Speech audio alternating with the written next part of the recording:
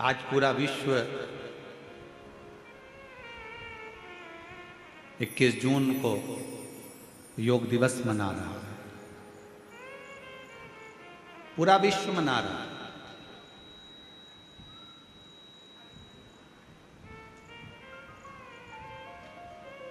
योग ऋषि बाबा रामदेव जी ने पूरे विश्व में इस योग की एक ऐसी अलग जगह दी कि केवल भारत देश ही नहीं, विश्व में भी इस योग दिवस को मनाया जा रहा है। और सभी को इस पवित्र योग दिवस की बहुत बहुत बधाई हो। संपूर्ण देश और संपूर्ण विदेश, जहाँ जहाँ पर सनातन धर्म है, वहाँ के सारे सनातनी स्वस्थ रहें, योग करते रहें और अपने जीवन को अलमस्त होकर जिए। यही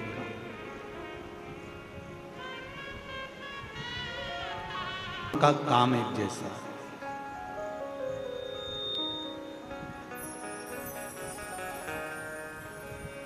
पानी अगर गंदा हो गया तो वो पीने के लायक नहीं रहता।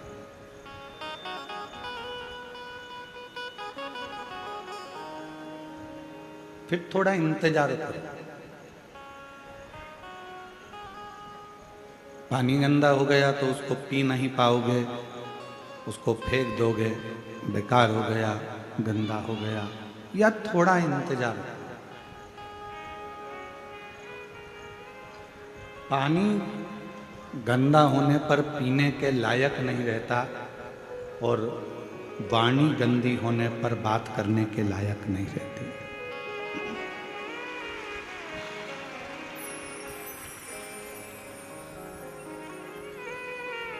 मेरे शिव जी काय से रिश्ते, मेरे शंकर भगवान को चाहिए क्या? दो ही चीजें मेरे शंकर भगवान ने आपसे ली, एक पानी और दूसरी वाणी। शिव जी ने आपसे एक लोटा जल भी लिया और आपसे वाणी भी ली, श्री शिवाय।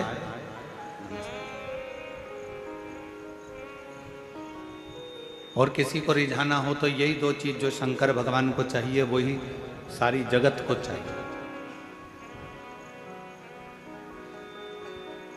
पूरी दुनिया को आपसे कुछ नहीं चाहिए। जो शंकर भगवान मृत्यु लोक के देव अधिदेव महादेव, जो पृथ्वी के देवता हैं, देव अधिदेव महादेव जो इस मृत्यु लोक के देव हैं, जो उन्होंने संसार के लोगों से लिया, वही संसार के लोग भी आपसे लेना चाहते।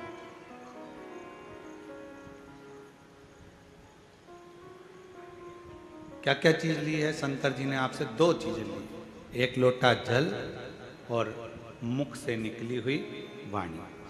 पानी और वाणी।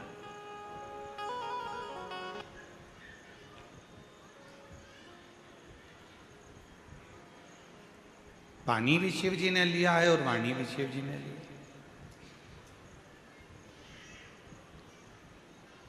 अब जगत को क्या चाहिए? जगत के लोगों को क्या चाहिए? जो शंकर भगवान ने आपसे लिया, पानी भी शंकर भगवान ने लिया और वाणी भी ली, उसी तरह संसार के लोगों को भी आपसे कुछ नहीं चाहिए। संसार के लोगों को भी केवल दो चीज चाहिए। एक, कोई अतिथि तुम्हारे दरवाजे पर आए या किसी के प्राण छूट रहे हों तो जरा सा पानी उसको पीने को मिल जाए। अतिथि आए, उसका सम्मान पीने के पानी से हो जाए, और अतिथि आए तो आपकी मीठी वाणी से उसका सत्कार हो जाए। बस ये दो चीजें चाहिए, जो शंकर को भी प्रिय है और जगत को भी प्रिय है।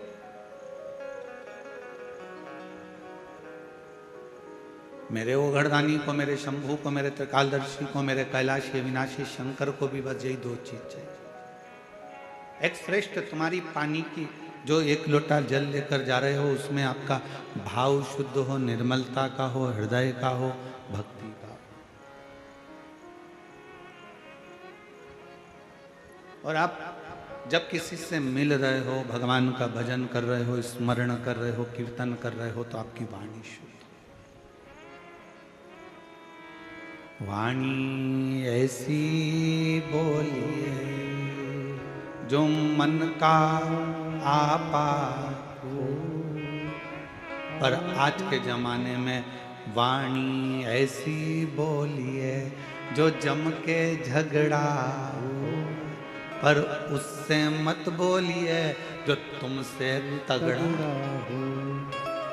आज का जमाना उल्टा है कि वाणी तो बोलो, पर ऐसी बोल रहे हैं लोग, आपस में झगड़ा हो रहा है, लड़ाइयाँ हो रही हैं, अपशब्द कहे जा रहे हैं, ताने दिए जा रहे हैं, गालियाँ दी जा रही है, आड़े टेढ़े वचन बोले जा रहे हैं।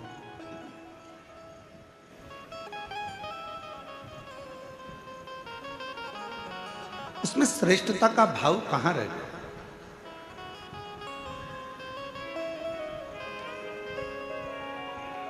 बोल मेरी जीवा हरि हरि, 10-10 भोजन पान करे और राम नाम में मरी मरी। बोल मेरी जीवा हरि। ये जिह्वा एक ऐसी विचित्र है कि भजन का नंबर आ जाता है तो ये जीवान एकदम मौन हो जाती है, और भोजन का नंबर आ जाता है तो चिल्ला चिल्ला कितना अच्छा बना है, आपकी चटनी तो इतनी अच्छी है, आज तो जो भाजी बनी सब्जी बनी इतनी बढ़िया बनी है, आज की खिचड़ी, आज का चावल, आज का पोहा इतना बढ़िया बना, पूछो ही मत।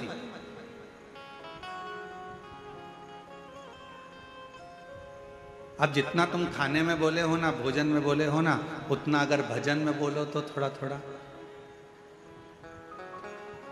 एक नजारा रात्रि को देखना निकुंभ में आके, आज नहीं देखो तो कल देखना, कल कथा का चतुर्थ दिवस है, परसों कथा विराम हो जाएगी। कल का कथा का समय तो यही रहेगा 1 बजे से 4 बजे तक, परसों का कथा का समय सुबह 8 बजे से 11 बजे तक हो जाएगा। कल जब कथा का चतुर्थ दिवस रहेगा, विराम दिवस के 1 दिन पहले का दिन कौन सा कहलाता है? जम के बोलो, शिवरात्रि। तो कल तो हो जाएगा कथा का शिवरात्रि का दिन, और परसों के दिन जिस दिन कथा विराम हो रही है उस दिन है प्रदोष, और बाबा की कृपा से उस दिन भी आपको कथा का लाभ का आनंद मिलेगा। शिव तत्व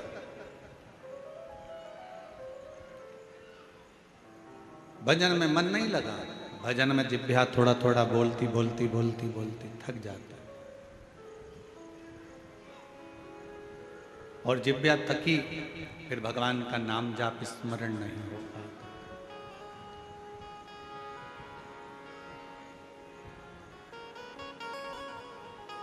बड़ी मुश्किल से ये जिह्वा भगवान की अविरल भक्ति में रंग पाती है।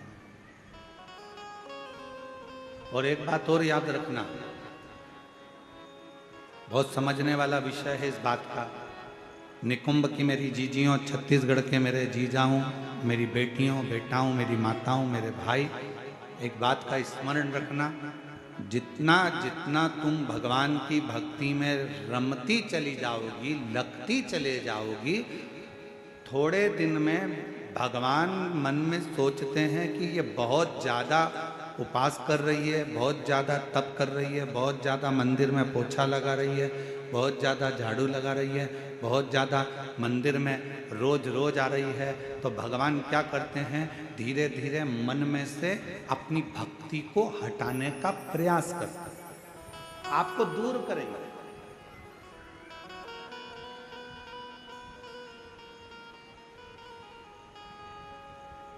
आपको अपनी भक्ति में से थोड़ा थोड़ा भगवान दूर करने का प्रयास करेंगे, जिससे ये मुझसे दूर हो जाए।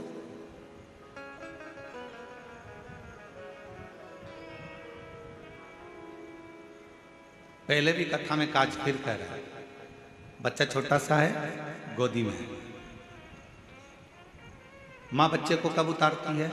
जब वो बच्चा खिलौने से खेलने लगता है। भगवान अपने भक्त को वैभव देते हैं, गाड़ी देते हैं, बंगला देते हैं, धन देते हैं, संपदा देते हैं, सत्ता देते हैं, सब कुछ देते हैं, और धीरे धीरे मेरे भोले बाबा आपको अपने आप से दूर कर लेते हैं। उस समय पर आपको चतुरता चाहिए।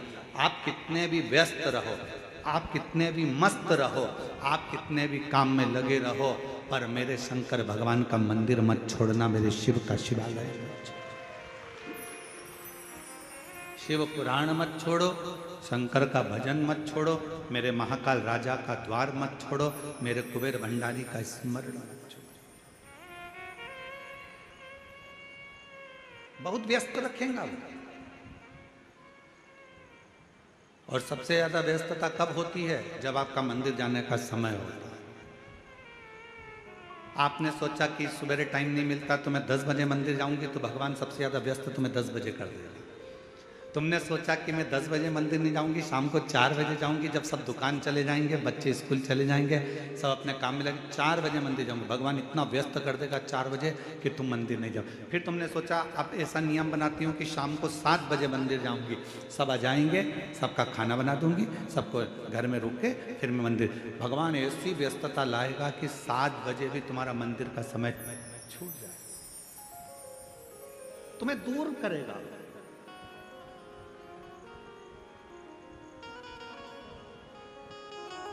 अब उस समय पर आपकी समझदारी चाहिए कि भगवान है मेरे शंभु, है मेरे त्रिकालदर्शी, है मेरे कैलाशी अविनाशी, है मेरे महाकाल राजा, है मेरे काशी विश्वनाथ, ऐसी कौन सी गलती हो रही है जो तुम मुझसे दूर कर रहे हो? भगवान कहेंगे ये गलती नहीं है, मेरे शंकर भगवान कहेंगे इसको गलती नहीं कहते। शिव जी कहेंगे तू इतनी मुझ में रम गई है, तू इतना मुझे मानने लगा है कि तेरे फैसले तू नहीं ले पा रहा, तेरे फैसले मुझे लेना पड़ रहे हैं, इसलिए अब तुझे थोड़ा दूर कर रहा हूं कि तू पूरा मुझ पर ही आश्रित है।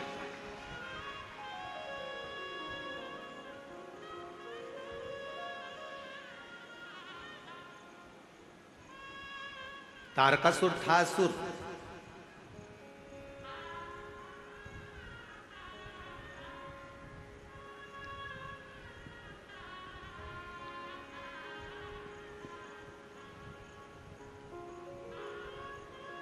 असुर था तारकासुर, पर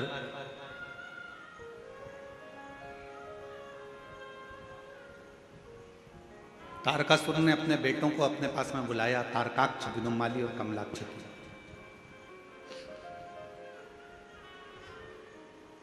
तीनों को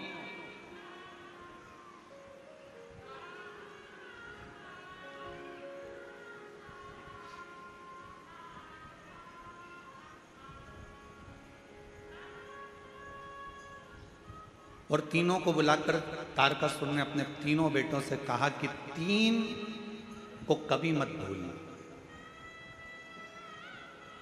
और सुन लो मेरी छत्तीसगढ़ की जीजियों, मेरे छत्तीसगढ़ के जीजाओं, बहुत सावधानी से।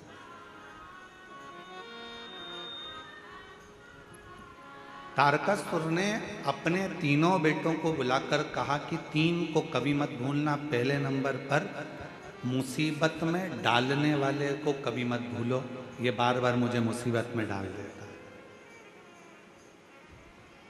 दूसरा, मुसीबत से निकालने वाले को कभी मत भूलो, जो तुम्हें दुख से, तकलीफ से, मुसीबत से निकाल देता है। और तीसरे नंबर का, मुसीबत में साथ देने वाले को कभी मत भूलो, जो तुम्हारे साथ में चल जाए।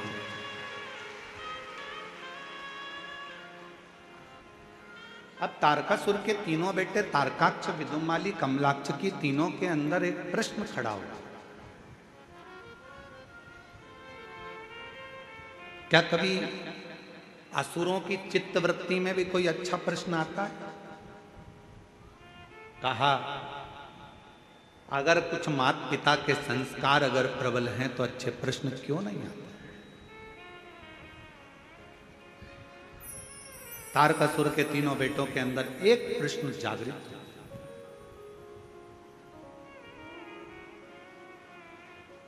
और वो प्रश्न कौन सा था? तारकासुर के तीनों बेटों ने कहा पिताजी आप कहते हो मुसीबत में डालने वाले को कभी मत भूलो, मुसीबत से निकालने वाले को कभी मत भूलो, और मुसीबत में साथ देने वालों को कभी मत भूलो। इन तीनों का गुण क्या किसी एक में पाया जा सकता है?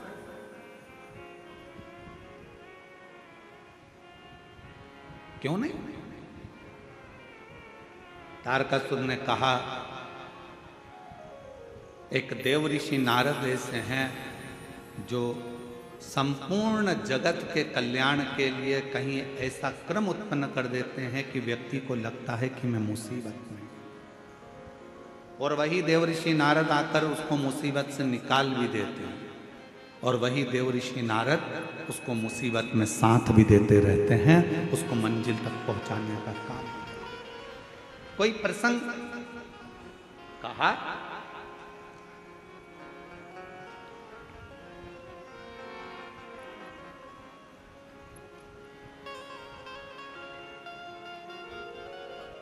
तारकासुर ने कहा, एक प्रसंग मेरे स्मरण में आता है। वो कौन सा प्रसंग है? कहा, वो प्रसंग है भगवान शंकर के नेत्र से रुद्राक्ष की उत्पत्ति हुई, और भगवान शंकर के नेत्र के जल से ही अंधकासुर की उत्पत्ति।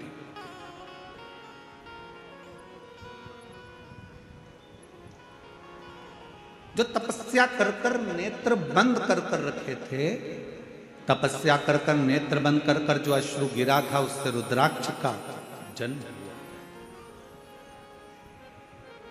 रुद्राक्ष का जन्म। और इतने में माता पार्वती जी ने आकर आंखों को बंद कर लिया, और भगवान शंकर के नेत्र से जो जल गिरा उससे अंधकासुर हुआ।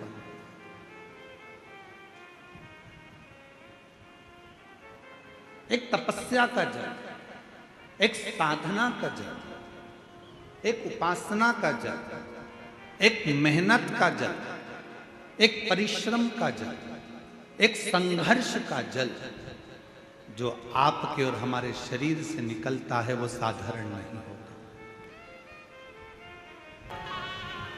क्या ये तीनों क्रम तारकासुर से तारकाक्ष ने पूछा, विदुमाली ने पूछा, कमलाक्षकी ने पूछा, क्या ये तीनों क्रम एक व्यक्ति में है? नारद जी ने। ठीक है, क्या कोई चरित्र है जिसको हम सुन सके? क्यों नहीं? एक पवित्र चरित्र तारकासुर ने सुनाया। सुनो तारकाक्ष, विदुमाली, कमलाक्षकी, शंकर भगवान के नेत्र बंद करने से, उनके नेत्र से जो अश्रु निकला, उससे एक बच्चे ने जन्म ले लिया जिसका नाम था अंधकासुर। पार्वती जी ने उसको गोदी में ले लिया। अब बच्चा अगर जन्म लिया है, बच्चा अगर रो रहा है, तो बच्चे को पार्वती जी ने अपनी गोदी में लिया। गोदी में लिया तो शंकर भगवान से कहा कि ये मेरा पुत्र है। शंकर भगवान ने कहा, ये तुम्हारा पुत्र नहीं है, प्रभु आपके द्वारा प्रकट हुआ है, तो मेरा तो पुत्र ही रहेगा।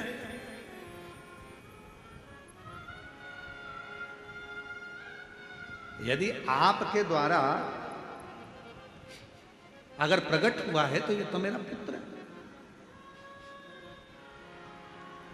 भगवान शंकर ने मना करा, इसको समुद्र में फेंक दो। पार्वती जी ने अंधकासुर को समुद्र में डाल दिया। हिरण्याक्ष ने उसको पाल पोस कर बड़ा करा, और हिरण्याक्ष ने पाल पोस कर बड़ा करा। उसको जब बड़ा करा, समय आया, वराह अवतार के रूप में भगवान श्री हरि ने, नारायण ने उस हिरण्याक्ष का वध कर दिया। अब जरा ध्यान देना कि नारद जी ने वो क्रम कैसे करे। नारद जी पहुंचे अंधकासुर के पास, और अंधकासुर से कहा कि तुमने जिंदगी में कभी तप करा? जीवन में तुमने कभी साधना करी है, कभी आराधना करी है, कभी तप करा? नहीं। अंधकासुर को भगवान देव ऋषि नारद ने तप में लगा दिया, और ब्रह्मा जी से वर मांगा कि मैं कहीं ना मरूं, ऐसा वर मुझे दे दीजिए। तब कहा, ऐसा हो नहीं सकता, मरना तो पड़ेगा।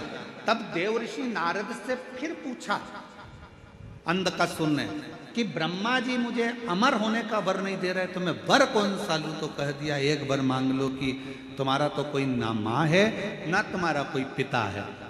हिरण्याक्ष ने तो तुम्हें पाला पोसा था, इसलिए तुम वर मांग लो।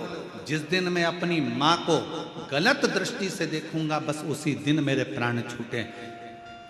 नारद जी के कहने पर अंधकासुर ने वर मांग लिया ब्रह्मा जी से। ब्रह्मा जी ने तथास्तु भी कहा।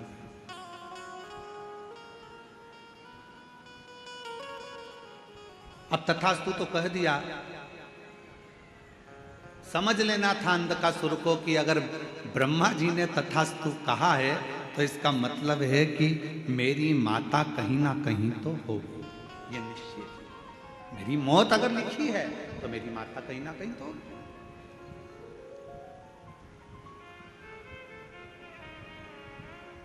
दे दिया भाई। और समय आया, तारकासुर ने अपने पुत्र तारकाक्ष, विदुम्माली और कमलाक्ष की तीनों से कहा, सुनो अब देखो, नारद जी का काम देखिए कि ये असुर था, इसको मरना था, इसके प्राण जाना थे, पर इसको तप साधना में लगाकर इसको वर दिलवा दिया। और वर दिलवा कर जब ये अपनी माता पार्वती की सुंदरता का बखान करेगा और पार्वती को अपनी अर्धांगिनी बनाने का जब प्रयास करेगा, तब इसके प्राण छूटेंगे।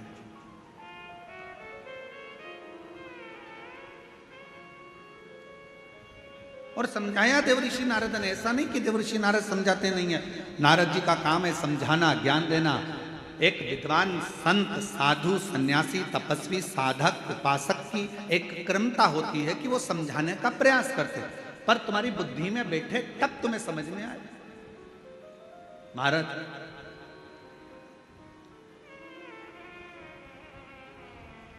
वो कहते हैं ना कि जब लड़के के लिए लड़की देखने जाते हैं तो फूफा जी जाते हैं, मामा जी जाते हैं, काका जी जाते हैं, बड़ा भैया जाता है, दामाद जाते हैं, सबको फोन लगाया जाता है, अरे दामाद जी तुम्हारे साले के लिए लड़की देखने जाना। अच्छा, अरे मामा जी तुम्हारे भांजे के लिए लड़की देखने जाना, फूफा जी तुम्हारे भतीजे के लिए लड़की देखने जाना।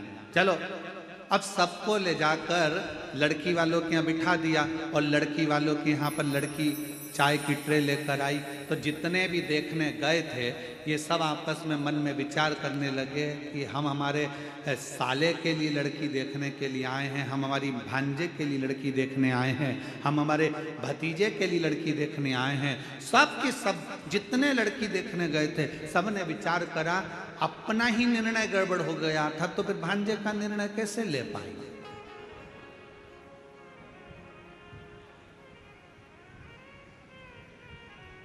जब हमारी शादी की बात आई तो हमने विचार करा, मामा सोचे कि हमने विचार करा, फूफा सोचे हमने विचार करा, दामाद सोचे हमने विचार करा, हमारा निर्णय हमको ही अच्छा नहीं मिल पाया तो हम हमारे साले के लिए कौन सा निर्णय ले पाएंगे।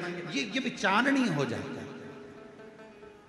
परशु महापुराण की कथा एक बात कहती है, जन्म, मरण और परण ये तीन मेरे शंकर भगवान के हाथ में हैं। भगवान शिव ने ये किसी को नहीं, ये भगवान शिव ने किसी को नहीं दिया। जन्म कब होना है, कहाँ होना है, कैसे होना है, कितनी बजे होना है, ये निश्चित स्वयं देवादिदेव महादेव करते हैं। मरण, मृत्यु कहाँ होना है, किस जगह पर होना है, भले तुम कहीं पर भी रहते हो पर तुम्हारी मौत जहाँ लिखी होगी, जब लिखी होगी, जिस जगह पर लिखी होगी, जिस घड़ी में लिखी होगी, उस घड़ी में, उस पल, उस समय में मृत्यु तुमको लेकर चली जाएगी। और अगर तुम्हारी मौत नहीं लिखी है तो चाहे दुनिया के लोग मृत्यु के घाट उतर रहे हों, बाबा भोलेनाथ उस व्यक्ति को कैसे भी काल के पंजे से निकाल कर बाहर ले आएंगे। कोई बच जाएगा और मालूम पड़े बाकी के मर जाए। और ये हुआ। अभी अहमदाबाद में एक घटना घटी, बोलो टीवी पर देखी थी कि नहीं देखी थी? अरे जम के तो बोलो, देखी थी। अहमदाबाद में घटना घटी, कितना अच्छे अच्छे सब अपने अपने भावों से जा रहे थे, सबके हृदय में भगवान समाहित था, सबके हृदय में शिव था। फ्लाइट में बैठ भी गए, फ्लाइट उड़ भी गई। उस कैंपस में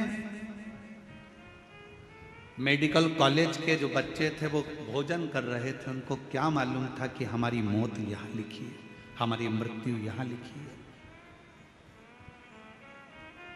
वो फ्लाइट में उड़ने वालों को क्या पता था कि हमारी मृत्यु यहाँ लिखी है? किसको मालूम?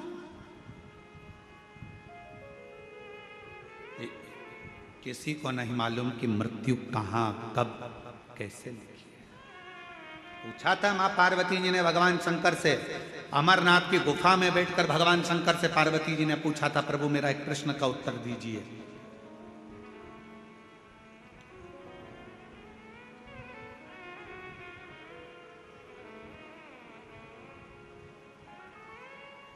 मृत्यु की तिथि, मृत्यु का समय, मृत्यु का पल, मृत्यु की घड़ी कब लिखी जाती है?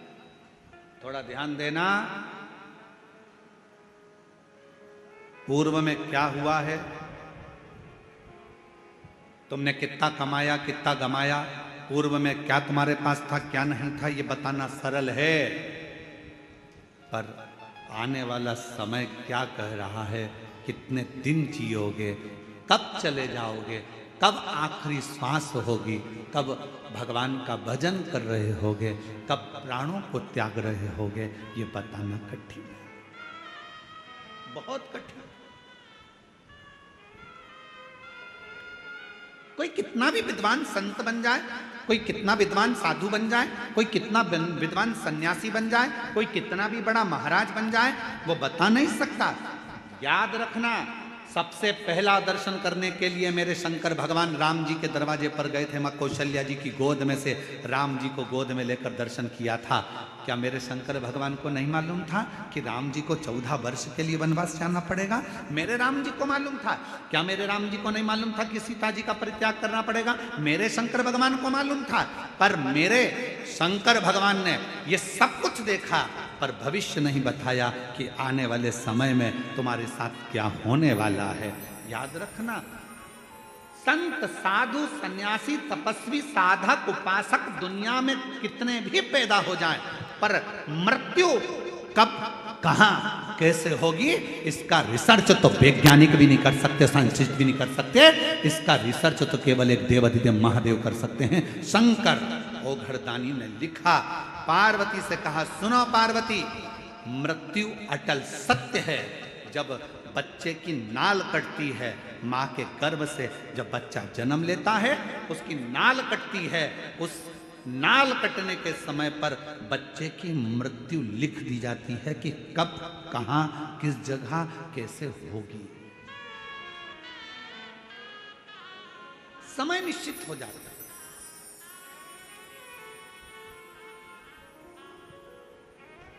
स्वामी विवेकानंद जी का प्रसंग याद कर लीजिए। स्वामी विवेकानंद जी ने रामकृष्ण परमहंस जी से पूछा था कि व्यक्ति को भगवान का नाम कब लेना चाहिए। रामकृष्ण परमहंस जी ने कहा था, मरने के 1 मिनट पहले। मरने के 1 मिनट पहले भगवान का नाम लेना चाहिए। तो रामकृष्ण परमहंस जी से स्वामी विवेकानंद जी ने पूछा कि मालूम कैसे पड़ेगा कि मरना कब है? तो रामकृष्ण परमहंस ने कहा, जब तुम्हें मालूम ही नहीं है कि मरना कब है, तो हर पल, हर मिनट, हर क्षण भगवान का नाम लेते रहो। कौन सा क्षण आखिरी होगा, किसको मालूम है? कौन सा क्षण?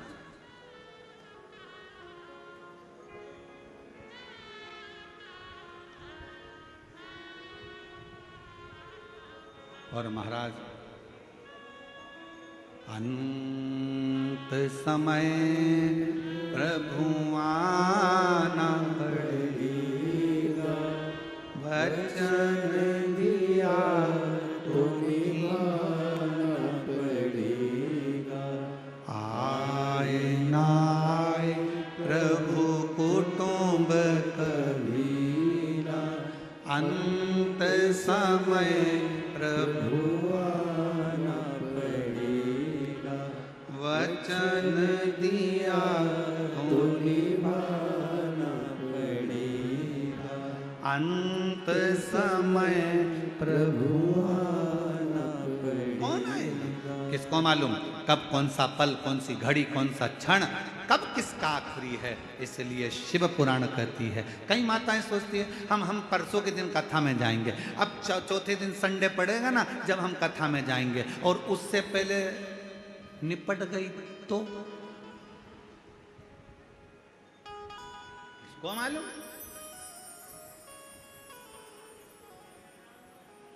अरे अभी सावन में अपने यहाँ कथा होगी ना, तब हम सुन लेंगे। हमने सोचा है सावन के महीने में हमारे पास में ही कथा होगी, तब हम सुनेंगे। और सावन से पहले निपट गई तो क्या बात।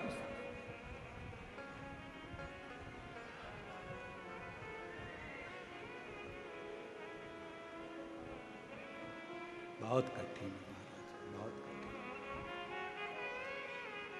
खूब भगवान का नाम ले, खेत में काम करो, धान बो, अपनी मेहनत को पीछे मत हटो, परिश्रम पूरा करो।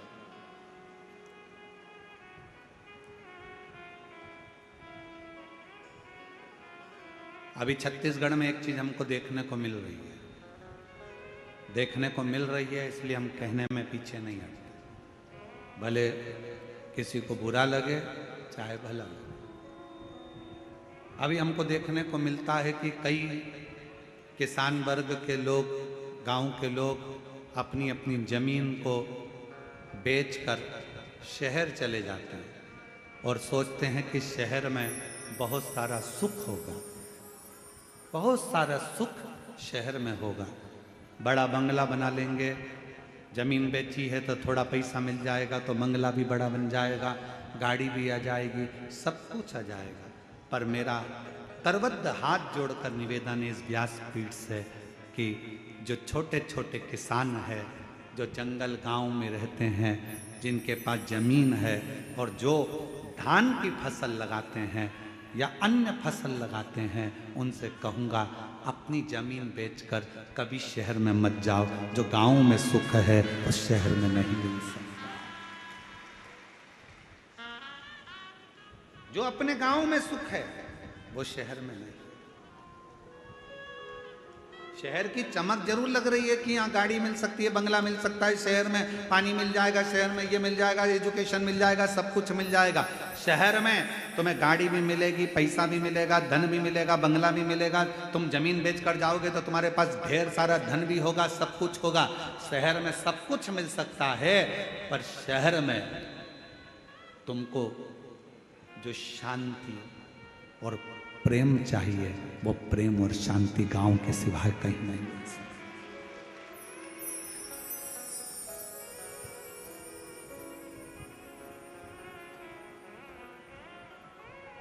कितना अंतर है शहर और गांव में। शहर में अगर कोई साधु भी आ जाए, संत भी आ जाए ना, तो लोग उसको भिखारी समझते हैं। मांगने आया होगा, दरवाजा बंद कर दो, दरवाजा मत खोलना, दरवाजे पर लिख देते हैं कुत्तों से सावधान, अंदर मत घुस जाना। शहर में अगर कोई साधु संत भी आ जाए तो लोग उसको भिक्षुक समझते हैं, भिखारी समझते हैं। और गांव में अगर कोई भिखारी भी आ जाए ना तो लोग उसे संत समझते हैं, साधु समझते हैं, सन्यासी समझते हैं, तपस्वी समझते हैं। मत बेचो अपनी जमीन को, भले थोड़ा सा टुकड़ा है, थोड़ी सी फसल लगाओ, अलमस्त जिंदगी जियो। अपनी जमीन है, अपनी जमीन पर रहे हो, तुम सब जमींदार हो। लोग कहते हैं ये किसान है, हम कहते हैं जिसके पास जमीन का भी अगर एक टुकड़ा है तो वो जमींदार से कम नहीं है, अपनी मस्ती में जीने वाला, अपनी मस्ती।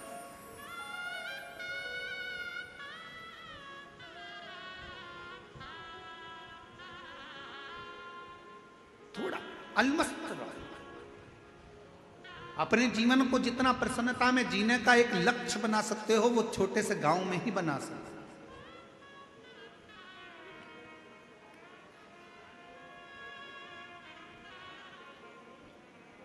शिव कथा करे, भगवान शंकर का चरित्र करा, शिव महापुराण की कथा करे, ये भगवान शंकर का संवाद करता है। भीतर की जो प्रसन्नता है, देवऋषि नारद ने अंधकासुर को भगवान की भक्ति में लगा दिया अब वो विचार करता है कि वर मिल गया, वर मिलने के बाद उसने विचार करा कि मुझे शादी करना है, कोई अच्छी लड़की मिल जाए। जो लड़की थी कहाँ, शिव जी उसको ब्याह कर ले गए। माता पार्वती जी की सुंदरता की ओर उसका मन डोल गया, मन उसका विचलित हो गया पार्वती जी की ओर, और आखिरी में पार्वती जी को लेने गया। उसको नहीं मालूम था कि ये मेरी माँ है, इसने जब मेरा जन्म हुआ तो गोदी में मुझे ले लिया था, और मुझे गोदी में लेकर ये निश्चित हो गया था कि ये मेरी माता हो। जब बच्चे की नाल कटती है उस समय पर निश्चित हो जाता है कि इसकी मृत्यु कब हो, कहां मरेगा, किस जगह मरेगा, किस जगह प्राण छूटेंगे, जल में, थल में, वायु में, विमान में आदि, कहां, गाड़ी में, घर में, जहां उसके प्राण छूटने का होता है वहां का लिख दिया जाता है। अपने जिले में, अपने क्षेत्र में, अपने प्रदेश में, दूसरे प्रदेश में, दूसरी जगह में, कहां लिखा वहां जाता है। वहां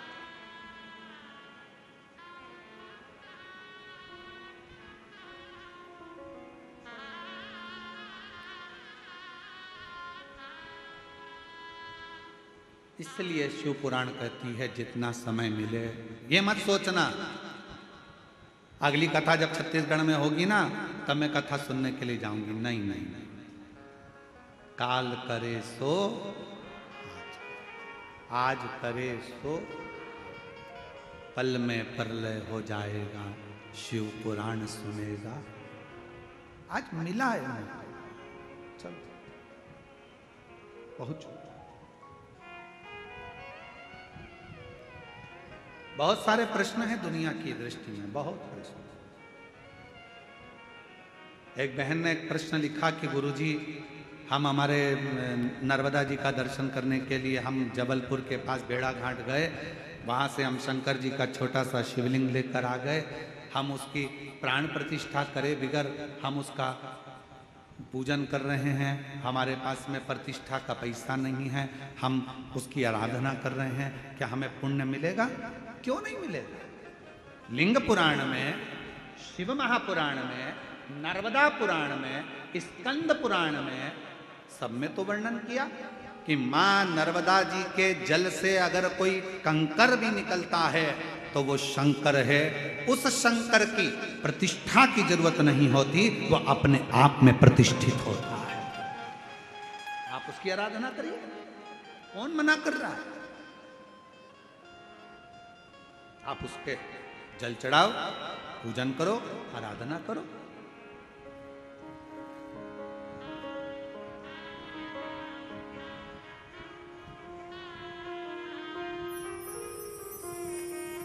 और आप जब उसकी आराधना करेंगे, उसका स्मरण करेंगे तो सुख अपने आप आए। और शंभु शरण मांगू घड़ी रे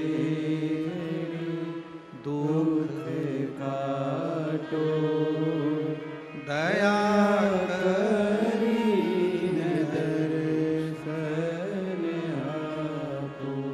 सारे प्रश्न हैं। गुरुजी हम क्या भगवान का नाम ले सकते हैं? हम रजस्वला धर्म में हैं, क्या भगवान को पुकार सकते हैं? द्रौपदी का चरित्र कहता है कि द्रौपदी रजस्वला धर्म में थी, दुशासन बाल खींच कर लेकर गया, भरी सभा में खड़ा कर दिया, चीर खींचने लगा। आखिरी में द्रौपदी ने अपने गुरु जी से पूछा, गुरु द्रोणाचार्य से कहा, गुरुदेव कोई नहीं बचा रहा, मेरे पति नहीं बचा रहे, मेरे काका ससुर, काकी सास बैठी, अंधकार यहाँ पर धृतराष्ट्र गांधारी बैठे, वो नहीं बचा रहे, कोई बचाने को तैयार नहीं है, भीष्म पितामह नहीं बचा रहे, गुरुदेव आप बताओ मैं क्या करूं? तब गुरु जी ने कहा, एक काम कर, वो द्वारका नाथ को पुकारना प्रारंभ कर दे।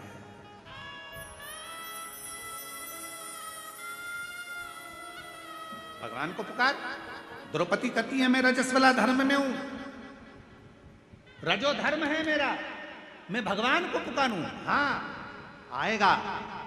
रजो धर्म के समय पर भी द्रौपदी ने अपना मंत्र का स्मरण करा।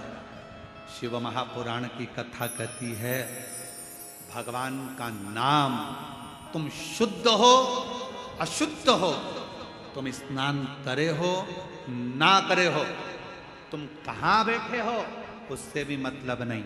शिव पुराण की कथा कहती है भगवान का नाम कहीं पर भी पुकार सकते हो। कई लोग कहते हैं हॉस्पिटल में हम रुद्राक्ष पहनकर जा सकते, क्यों नहीं?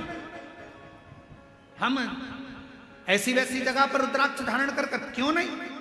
सर्वस्वता शिव का सर्वस्व। क्या तुलसी की माला में गलत क्रम नहीं आएगा? रुद्राक्ष में गलत क्रम नहीं आएगा? अरे शिव महापुराण की कथा कहती है कि तुलसी जिस पात्र में डल जाती है उसको भी प्रसाद कर देती है, रुद्राक्ष जिसके गले में डल जाता है उसको भी शिवमय बना देता है।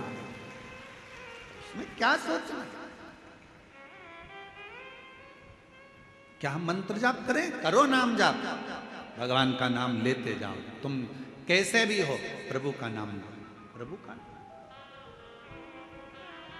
श्री शिवाय नमस्तुभ्यं, श्री शिवाय नमस्तुभ्यं। सब बोलो, सब जितने भी बैठे हैं, लाखों की संख्या में आप लोग आए। कोई पंडालों में जगह नहीं है, रोडों पर आप लोग बैठे हो। दिल से बोलिए, भाव से बोलिए, श्री शिवाय नमस्तुभ्यं, श्री शिवाय नमस्तुभ्यं, श्री शिवाय नमस्तुभ्यं, श्री शिवाय नमस्तुभ्यं। भगवान का नाम कहीं पर कभी भी कैसे भी किसी भी घड़ी किसी भी पल किसी भी क्षण पुकार सकते। रात्रि को नींद ना आए, बैठ जाओ 2 मिनट भगवान का नाम पुकारो। कोई काम अड़चन आ गई है, परिश्रम करो, मेहनत करो, कुछ देर भगवान के नाम का स्मरण करो, भगवान आए आए। जब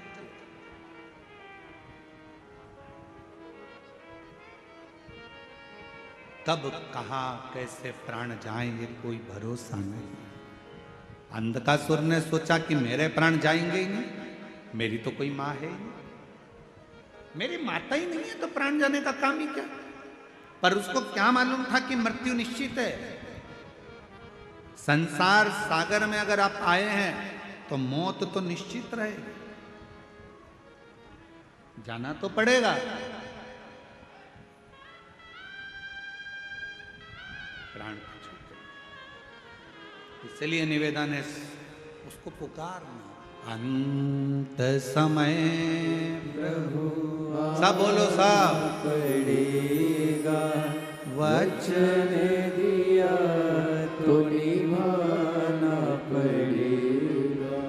आए ना आए प्रभु कुटुंब कबीरा, अंत समय प्रभु आना पड़ेगा, वचन दिया तो निभाना पड़ेगा। अंत समय प्रभु आना पड़ेगा। पुकारते रहो, वो आएगा जरूर। उसको जपते रहो, वो सुनेगा जरूर, आएगा। उसको पुकार, सुन, शिव कथा करें। आखिरी में अंधकासुर ने पार्वती माता पर गलत दृष्टि दे दी और उसके प्राण चले गए।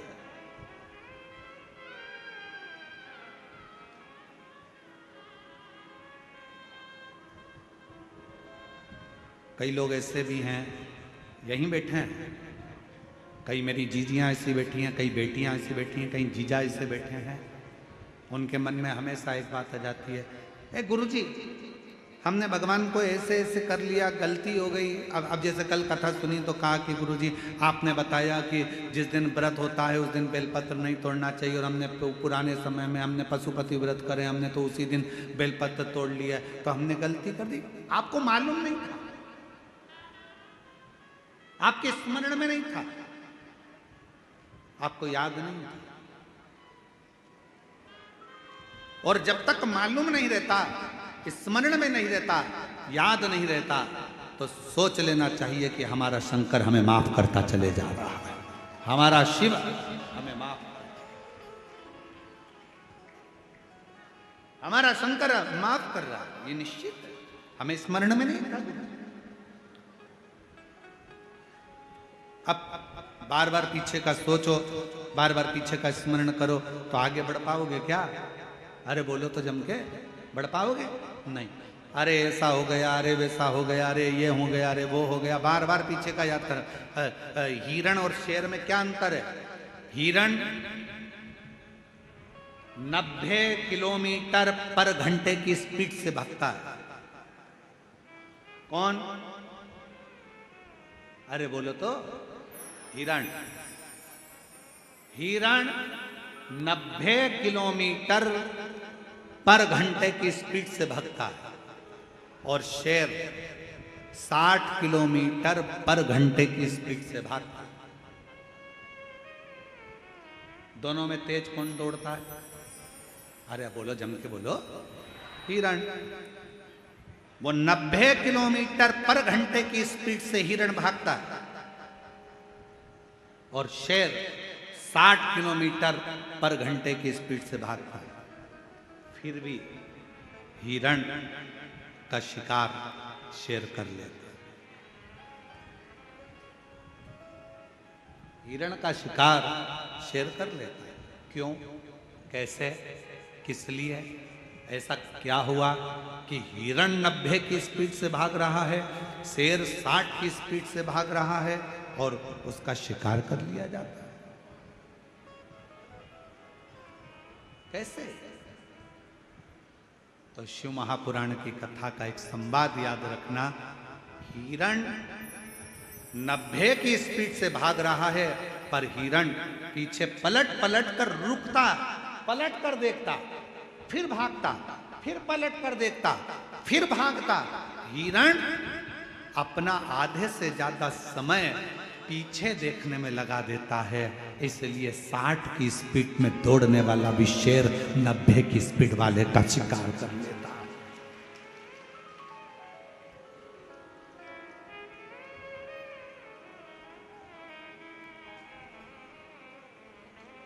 पलट रहा है, पीछे देख रहा है, पीछे, फिर पीछे देखा, फिर पीछे देखा, फिर पीछे देखा, फिर पीछे देखा, तो शेर ने उसका शिकार कर लिया। 90 की स्पीड में भाग रहा था हिरण, पर 60 वाले ने 90 वाले का शिकार कर लिया।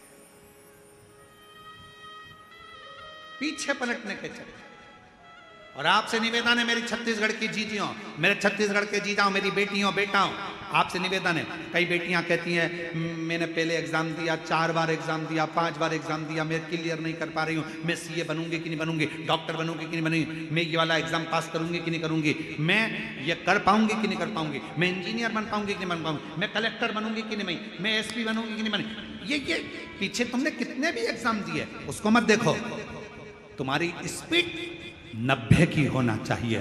अच्छा पढ़ो, मेहनत करो, संघर्ष करो और दौड़ते रहो, आगे बढ़ते रहो, फिर तुम्हारा शिकार कभी नहीं होगा। तुम एक दिन अपने सिंहासन पर बैठकर ही रहोगे। एक पत्र है, अच्छा है, देखिए, शंभू शंभू।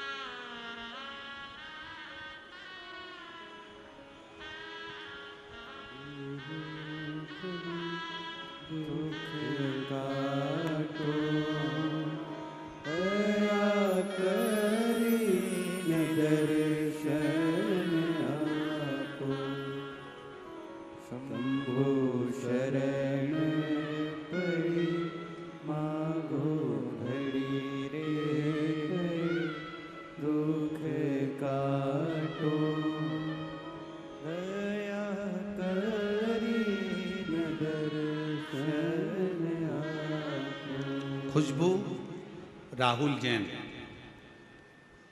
कहीं बैठे हों, खुशबू राहुल जैन, सरोना जिला कांकेर छत्तीसगढ़, मोबाइल नंबर ये है। खुशबू राहुल जैन, अगर कहीं बैठे हों तो बेलपत्र लेने के लिए आ सकते हैं। खुशबू राहुल जैन, सरोना जिला कांकेर छत्तीसगढ़, मोबाइल नंबर।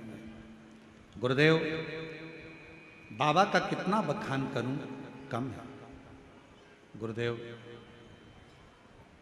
मुझे झटके आते थे और झटके के कारणवश में गिर जाती थी और मुझे याद नहीं रहता था कि क्या हो, समझ नहीं आता। ये झटके आते आते सालों निकलते चले गए, जिंदगी बढ़ती चली गई। आयुर्वेदिक इलाज करवाया, डॉक्टरों का इलाज करवाया, पर कभी भी झटके बंद नहीं। आखिरी में किसी बहन जी के कहने पर कथा सुनना प्रारंभ करी। शिव जी पर जल चढ़ाना, बेलपत्र चढ़ाकर खाना, शिव जी के मंदिर की सेवा करना प्रारंभ करी और बाबा की कृपा से 11 मार्च 2021 से कोई झटका नहीं आया। बाबा की कृपा से मैं ठीक। 11 मार्च 2021 से लास्ट झटका आया था, उसके बाद से मेरे बाबा ने मुझे संभाल लिया। महाकाल बाबा की कृपा, कुबेर भंडारी की कृपा, मैंने शिव जी को अपना पिता मान लिया। गुरु जी, आप कहते हो कि शंकर भगवान से कोई संबंध जोड़ लो, और अगर एक रिश्ता भगवान से जुड़ गया तो तुम्हारी पूरी टेंशन तुम्हारे पिता की होगी। मैंने भगवान शिव को अपना बाप मान लिया। गुरुदेव, मेरे 2 बच्चे हैं, सोचती हूँ कि अपने बच्चों के लिए और अपने परिवार के लिए कुछ करती रहूँ, जिससे मेरा परिवार में कहीं धन की कमी ना हो। मेहनत आप कहते हो पूरी करो। मैंने भी एक दिन एकांत में बैठकर विचार करा कि मैं क्या करूं। शिव जी के हाथ छोड़ दिया। मेरे पिताजी जैसा मार्ग बताएंगे मैं करूंगा। और बाबा की कृपा से एक दिन बैठी थी, एक साड़ी में फाल लगाने को आ गई। फिर मैंने ब्लाउज सिलना प्रारंभ करा, फिर मैंने बड़ी बनाना प्रारंभ करा, फिर मैंने पापड़ बनाना प्रारंभ करा, फिर मैंने चिप्स बनाना प्रारंभ करा। और आज बाबा की कृपा से अच्छा व्यापार मेरे शिव रूपी पिता के हाथ से चल रहा है और मैं अच्छा आनंद के साथ कार्य कर रहा हूं। किसके आश्रित होकर? शिव के आश्रित, शंकर के आश्रित। एक पत्र और देखो। पद्मा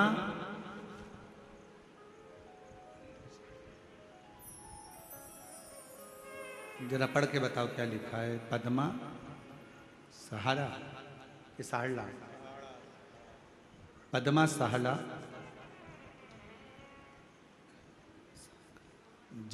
जामसार कला थाना डोंगर गांव से हूँ।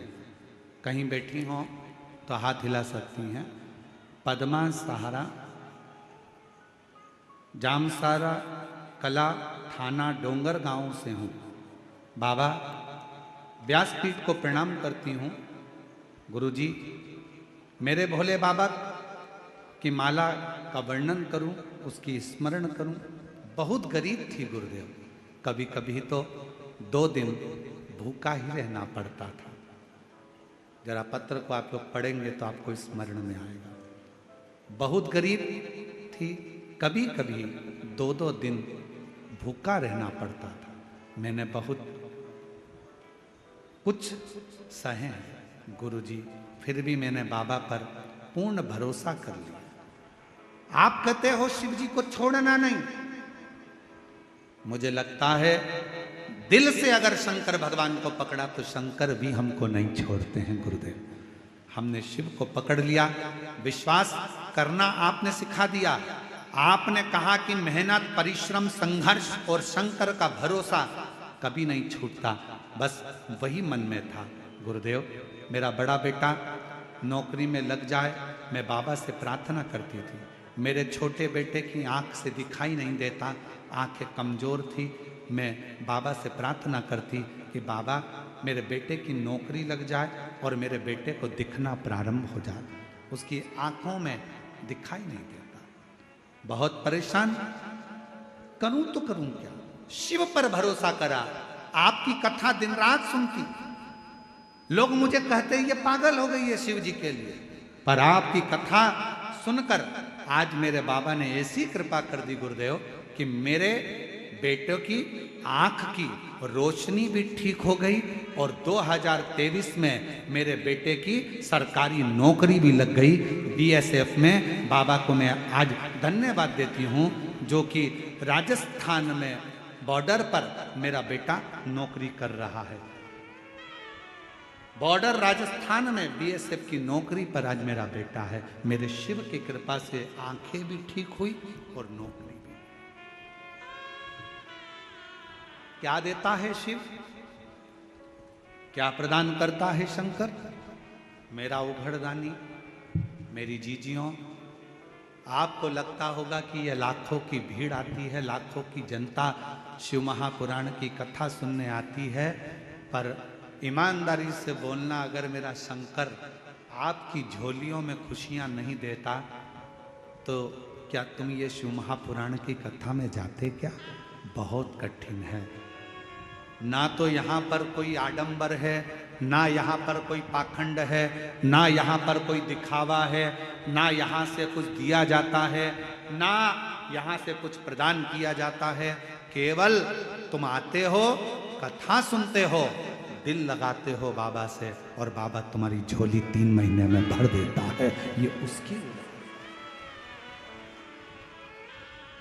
कुछ भी नहीं है यार। सीहोर वाला महाराज तो मिलता भी नहीं है।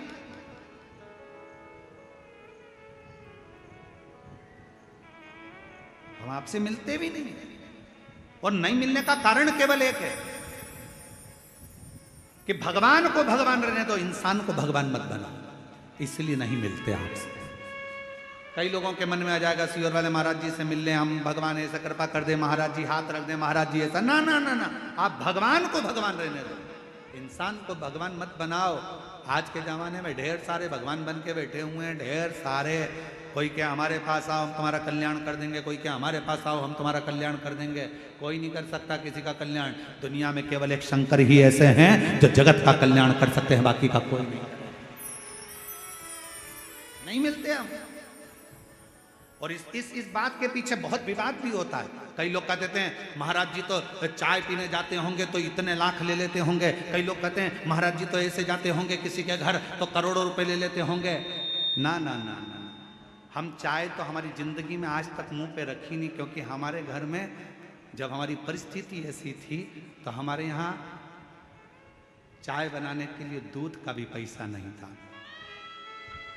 तो हमें स्मरण में है हमारी माँ थोड़ा सा कहीं से अगर गुड़ मिल जाता था तो पानी में घोल कर उसको दे देती थी, होठ पर लगा लेते थे तो लगता था कि चाय ऐसी होती होगी। उस परिस्थिति से निकले हैं तो आज तक चाय मुंह पे रखी नहीं। उस परिस्थिति का स्मरण क्यों नहीं? आप और हम भी भगवान के एकांत में बैठकर शिव नाम का भजन करें, स्मरण करें, चाकरी करें, मंत्र जाप करें और आप भी शिव से लगन लगाओ, उसकी ओर जाओ जिसकी जरूरत है। सीहोर में भी आओ। हमने एक बार कथा में कहा था, आपके घर के नजदीक में अगर शंकर जी का मंदिर है, आप रोज शिव जी के मंदिर में जल चढ़ाने के लिए अगर जाते हो, तो हमने कहा था उसके बीच में अगर तुम्हारी मौसी का घर पड़ जाए, मामा का घर पड़ जाए, सहेली का घर पड़ जाए, रिश्तेदार का घर पड़ जाए, बेटी का घर पड़ जाए, माँ का घर पड़ जाए, तो भी उस रिश्तेदार के घर मत जाना, सीधे मंदिर, मंदिर से सीधे घर आना, क्योंकि शंकर भगवान कब क्या देकर भेज देगा तो वो खजाना लेकर अपने घर जाइए। सीहोर कुबेरेश्वर धाम पर आओ तो यह सोचकर आना कि मैं अपने पापा के घर जा रही हूं, मैं अपने पिता के घर जा रही हूं, मैं अपने बाबुल के घर जा रही हूं। ऑटो वाला कहेगा यहाँ ले चलता हूं, वहां ले चलता हूं, ये करता हूं, वो करता हूं। नहीं, मुझे मेरे पिता के घर लेकर चल, मुझे मेरे कुबेरेश्वर धाम लेकर चल। मैं रेलवे स्टेशन पर उतरी और बाबा से कहो कि मुझे मेरे बाबा के घर लेकर चल। देगा तो मेरा बाप देगा, और जो बाप देगा वो दुनिया में कोई नहीं दे सकता है। मेरा शंकर मुझे, मैं उसके अधीन हूं।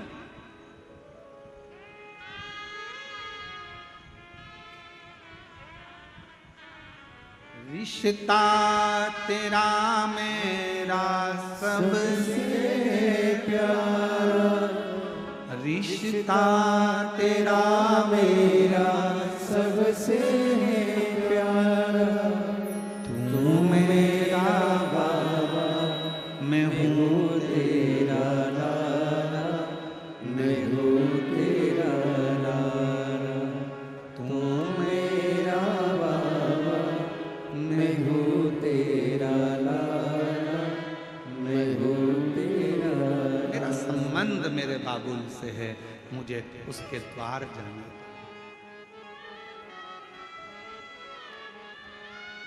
एक हमारे शैलेंद्र भाई बहुत अच्छा एक देवी का स्मरण भजन गाते हैं।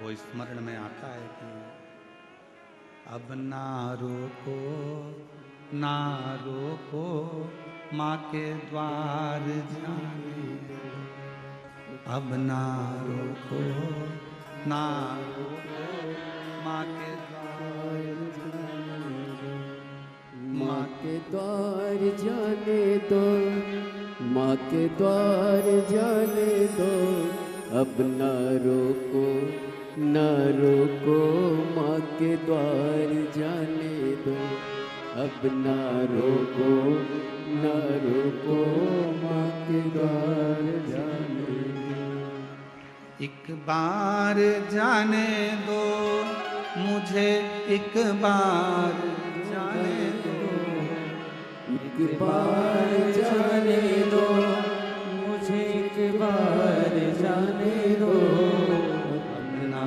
रोको ना रोको माँ के द्वार जाने दो, अब ना रोको ना रोको माँ के द्वार जाने दो। रोते नहीं, रोते नहीं, आंसू बचे, रोना नहीं। अच्छा खुश हो, आपके बाबा ने हाथ पकड़ लिया, आप क्या सोच रहे हैं?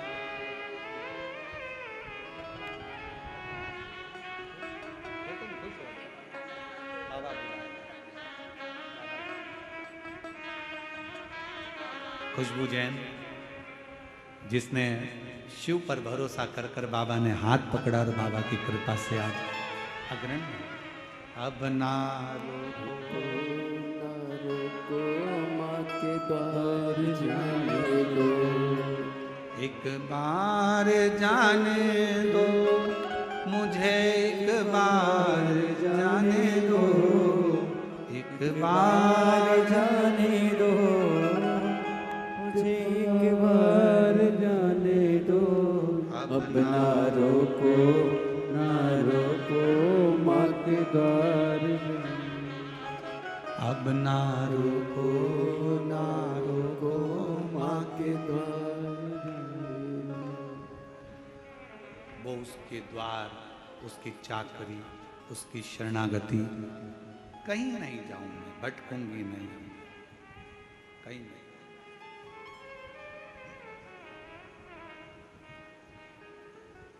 उससे कहूं दिल की बात, भटकूं नहीं।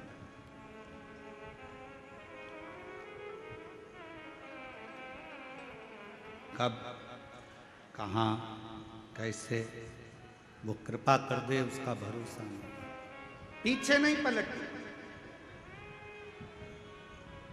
क्या हुआ पहले, मैंने एक बार एग्जाम दी, नहीं निकली गुरुजी, दूसरी एग्जाम दी, नहीं निकली गुरुजी, कोई बात नहीं, मेहनत कर रही हो ना बेटा, अपना परिश्रम कर रही हो ना बेटा, सफलता मिलेगी।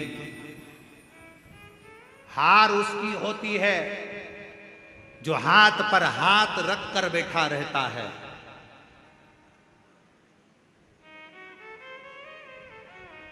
हार उसकी होती है जो हाथ पर हाथ रख कर बैठा रहता है। मेहनत करने वाला तो एक दिन विजय प्राप्त कर कर ही रहता है। मिलेंगे तुम्हारे गांव में, तुम्हारे शहर में अगर कोई बहुत छोटा है, बहुत गरीब बड़ा है ना, उस पर कोई ध्यान नहीं देगा। बहुत गरीब बड़ा है, बहुत छोटा है, उस पर कोई ध्यान नहीं देगा। पर वही व्यक्ति अगर बड़ा हो गया, वही व्यक्ति धनपति हो गया, वही व्यक्ति विद्वान हो गया, उसी को लोग पूछने लगे, उसी को लोग जानने लगे, तो लोग फिर ताना भी देना प्रारंभ करें। छोटे हो, छोटे बने रहोगे, कोई ना पूछेगा, छोटे हो कोई ना ध्यान देगा। पर जैसे ही तुमने पद प्रतिष्ठा यश वैभव प्राप्त करा, आपके ऊपर ताने भी लगेंगे, गाली भी लगेगी, अपशब्द भी लगेगा।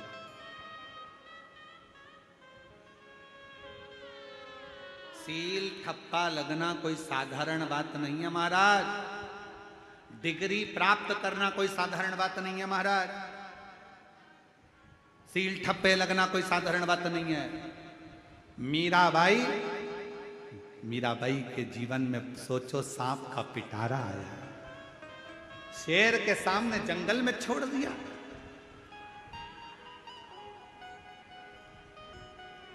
कितना कितना कष्ट मिला मीराबाई को। पूछा मीराबाई ने, मैं गिरधर की गिरधन मेरा, और मुझे इतना कष्ट सहना पड़ रहा। संत रविदास जी महाराज के चरणों में बैठकर मीराबाई ने पूछा, गुरुदेव, ओ गुरुदेव। संत रविदास जी के चरणों में बैठकर मीराबाई पूछती है, गुरुजी मुझे इतना कष्ट सहना पड़ रहा, मैं गिरधर की गिरधर मेरा। संत रविदास जी महाराज जी ने कहा, मीरा, जो भगवान के करीब में आता है, जिसको भगवान अपना बनाकर पृथ्वी पर जन्म देता है, उसको दुनिया के ताने, गाली, अपशब्द बहुत सहना पड़ता है। क्योंकि भगवान के हो रहे हो, भगवान ने तुमको जन्म दिया है और उसके लिए जी रहे हो, तो बहुत सहना पड़ेगा, बहुत सहना पड़ेगा।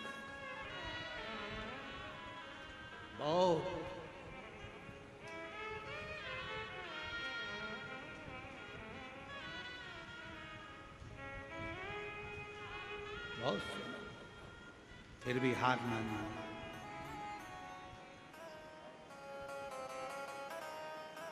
फिर भी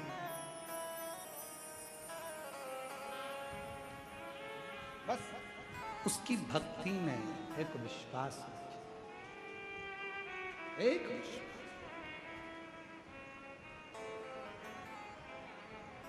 और अब ना रोको, ना रोको माँ के द्वार जाने को। अब ना रोको, ना रोको माँ के द्वार जाने दो। अब ना रोको, ना रोको माँ के द्वार जाने दो। अब ना रोको, ना रोको माँ के द्वार जाने दो। माँ के द्वार जाने दो, मुझे एक बार जाने दो। माँ के द्वार जाने दो, मुझे एक बार जाने दो। माँ के द्वार जाने दो, मुझे एक बार जाने दो। माँ के द्वार जाने दो, मुझे एक बार जाने दो। अब ना रोको, ना रोको माँ के द्वार जाने दो। अब ना रोको, ना रोको माँ के द्वार जाने दो। अब ना रोको, ना रोको माँ के द्वार जाने दो। अब ना रोको, ना रोको माँ के द्वार जाने दो। भरे भंडारों से, सच दरबारों से सबकी भरती है झोलिया, सबकी भरती है झोलिया। भरे भंडारों से, सच दरबारों से सबकी भरती है झोलिया, सबकी भरती है झोलिया। आया नहीं मैं अकेला देखने, मैं सबकी भरती है झोलिया, सबकी झोलिया। इन संतों महंतों का दीदार पाने दो। इन संतों महंतों का दीदार पाने दो। एक बार जाने दो, मुझे एक बार जाने दो। एक बार जाने दो, मुझे एक बार जाने दो। अब ना रोको, ना रोको माँ के द्वार जाने दो। अब ना रोको, ना रोको माँ के द्वार जाने दो। मुझे एक बार जाने दो, माँ के द्वार जाने दो। माँ के द्वार जाने दो, मुझे एक बार जाने दो। ना रोको, ना रोको माँ के द्वार जाने दो। अब ना रुको माँ के द्वार जाने दो। अब ना रुको ना रुको माँ के द्वार जाने दो। अब ना रुको माँ के द्वार जाने दो। अब ना रुको माँ के द्वार जाने दो। अब ना रुको माँ के द्वार जाने दो। बोल दुर्गा भवानी माता की जय। अपने स्थान पर बैठकर भगवान शिव जी से प्रार्थना निवेदन भाव से दिल से बाबा को प्रार्थना करिए, निवेदन करिए, विनय करिए। शिव जी को अपने मन का भाव अवश्य हृदय से बाबा को अपने मन का भाव दिल से प्रार्थना करें। जहाँ जगह मिले वहाँ बैठ जाएं और जिन जिनको आता है साथ में बोलेंगे सभी।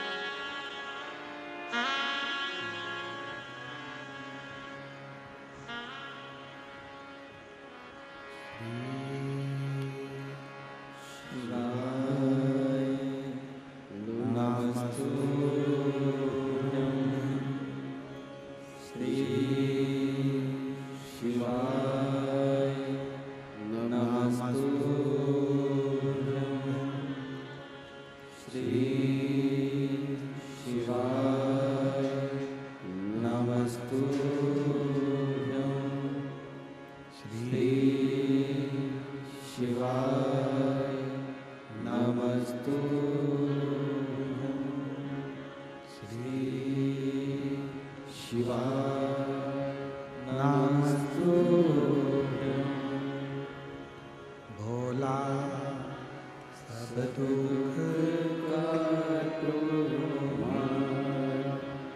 ओ भोला सब दुख काटो शिव शंकर जपो तेरी माला भोले बाबा जपो तेरी माला भोला सब दुख काटो हमारा ओ भोला सब दुख काटो हमारा। वैसे मंगल मंगलकारी वैसे मंगल मंगलकारी शमशान वासी हमारा शमशान वासी हमारा ओ भोला सब दुख काटो हमारा ओ भोला सब दुख काटो हमारा।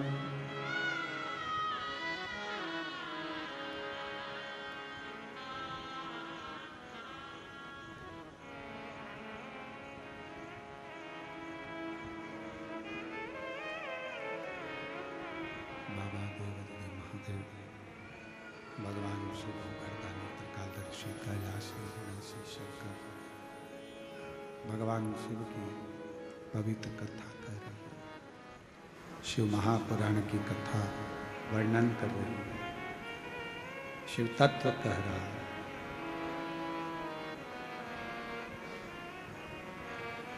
कहीं ना भटकते हुए शिव की शरणागति में अंधकासुर के प्राण चले गए। तारकासुर ने अपने तीनों बेटों को समझाया, तीन को मत देना, मुसीबत में डालने वाले को, मुसीबत से निकालने वाले को और मुसीबत में साथ देने वाले। देवऋषि नारद अगर अपने किसी पर करुणा करने वाले होते हैं तो पहले उसको थोड़ा कष्ट दे देते हैं,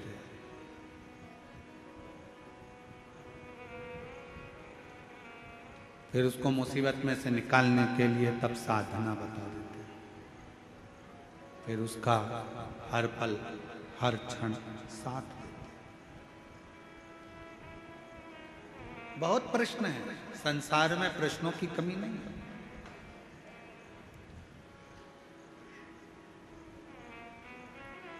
क्यों गुरुजी? मान लो हम मंदिर ना जा पाए तो जो उपाय हमको करना है क्या वो हम हमारे घर में कर सकते? क्यों नहीं? कई बड़े बड़े शहर होते हैं, बड़े बड़े शहर हैं, मंदिर दूर है। कई उपाय ऐसे होते हैं जो रात्रि में करना होते हैं, नहीं हो पाते। मंदिर का दरवाजा बंद हो गया, नहीं कर पा रहे, अपने घर में कर लो।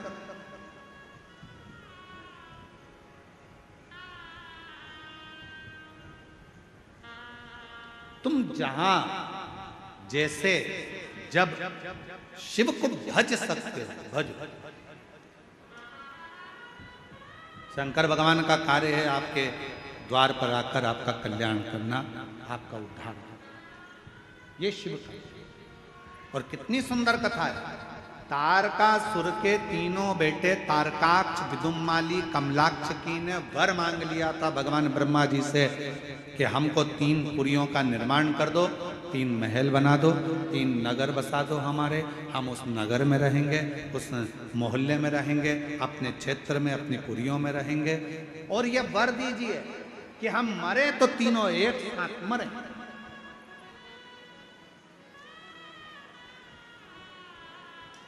मान लो अगर हमारे प्राण चले भी जाएं, हमारे प्राण अगर छूट भी जाएं तो हम मरे तो तीनों एक साथ मरे, तीनों के प्राण एक साथ जाए, एक साथ।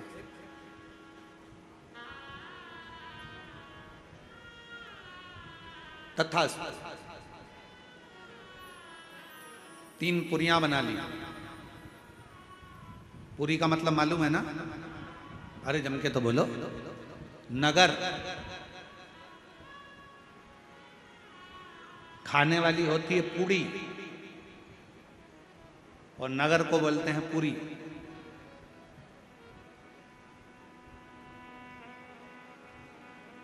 तीन पुरियां बनी जिसमें तारकाक्ष, विदुमाली, कमलाक्ष की सब उसमें निवास कर, सब उसमें निवास कर रहे हैं, सबकी सब। खूब उपद्रव मचाया, जितना उपद्रव मचा सकते थे। क्लियर करो उसको आवाज को। खूब उपद्रव मचाया, सारे देवता परेशान हो गए, सब परेशान।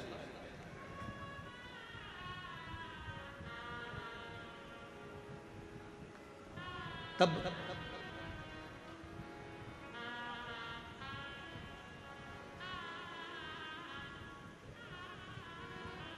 सबने मिलकर भगवान देवादिदेव महादेव से प्रार्थना की।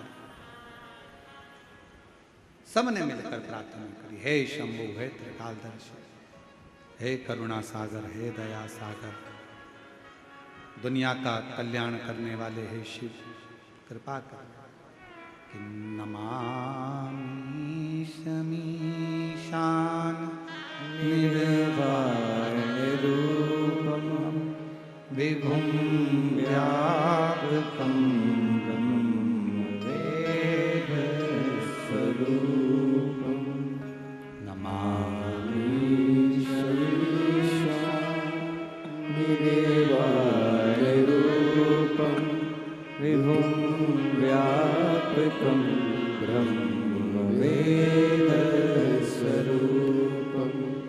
ॐ नमः शिवाय, ॐ नमः शिवाय, ॐ नमः शिवाय, ॐ नमः शिवाय। नमामि ईशमीशा निर्वाणरूपं विभुं व्यापकं ब्रह्म वेदस्वरूपम् ॐ नमः शिवाय। ॐ नमः शिवाय। ॐ नमः शिवाय। ॐ नमः शिवाय। शिव जी प्रसन्न हो गए। मांगो क्या चाहिए? देवता इतने एकत्रित होकर आए, आप सब एकत्रित होकर आए हो, क्या चाहिए? शिव महापुराण में, स्कंद पुराण में और लिंग पुराण में, तीनों में एक बात एक जैसी मिलती है कि शंकर भगवान अपनी कथा में, शंकर भगवान अपने मंदिर में और शंकर भगवान अपने 12 ज्योतिर्लिंग में उसी को बुलाते हैं जिसका कल्याण करना होता है।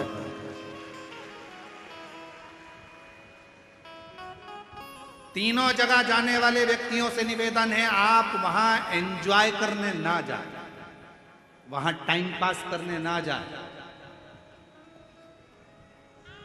वहां पार्टी मनाने, पिकनिक मनाने या ऐश्वर्य आराम के लिए इन 3 जगह पर ना जाए। कहां कहां? पहले नंबर का है शिव महापुराण की कथा में अगर आओ, बाबा से अगर प्रार्थना करने आ रहे हो तो अपने साथ में अपना बिछाने की दरी, अभी बारिश है, पन्नी, छाता, पानी की 2 बोतल, ओढ़ने का साथ लेकर चलो। थोड़ा सा अपने साथ में ठेहुआ वगैरह बनाकर कुछ रखकर, चिवड़ा मिक्सचर लेकर चलो। कभी भूख लगा, कोई नहीं दिया, अपना पा लिया, बड़े बाबा के धाम कथा सुन। एक महिला कलम को प्रतिभा जी ने एक वो भेजा वीडियो, एक वीडियो भेजा था आपने वहाँ सीहोर ऑफिस में, तो सीहोर ऑफिस से वो वीडियो यहाँ पर आया। तो कौन सा गांव से महिला दंडवत करती हुई आ रही है? मुकेर से। तो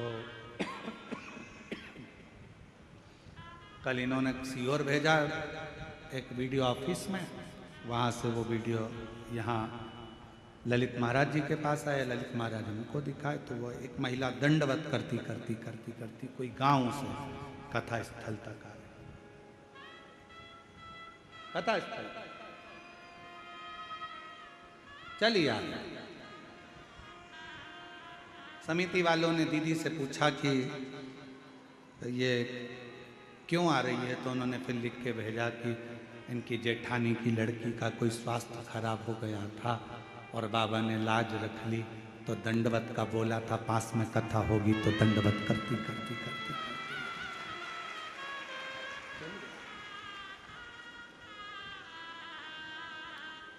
विश्वास। कथा में जाना तो ये सोच कर जाना कि वहां पर थोड़ा संघर्ष करना पड़ेगा, पानी भी आएगा, धूप भी आएगी, कीचड़ भी मिलेगा, हवा भी चलेगी, आंधी भी चलेगी, सब कुछ।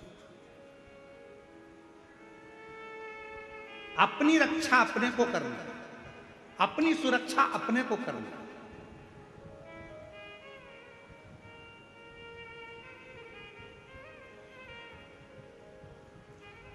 कथा सुनने वालों से,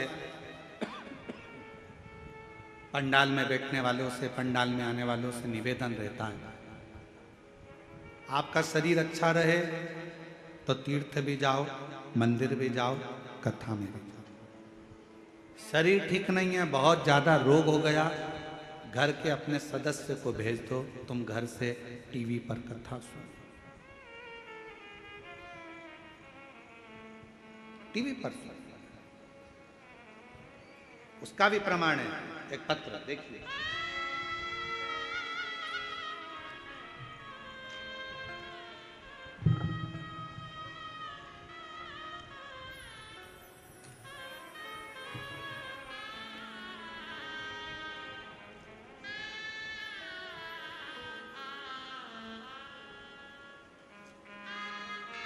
मेरा नाम इंद्राणी साहू है, पति श्री सियाराम साहू, ग्राम बरघरा, जिला कवर्धा, छत्तीसगढ़ का निवासी हूँ। कहीं बैठे हों तो बेलपत्र लेने के लिए आ सकते हैं।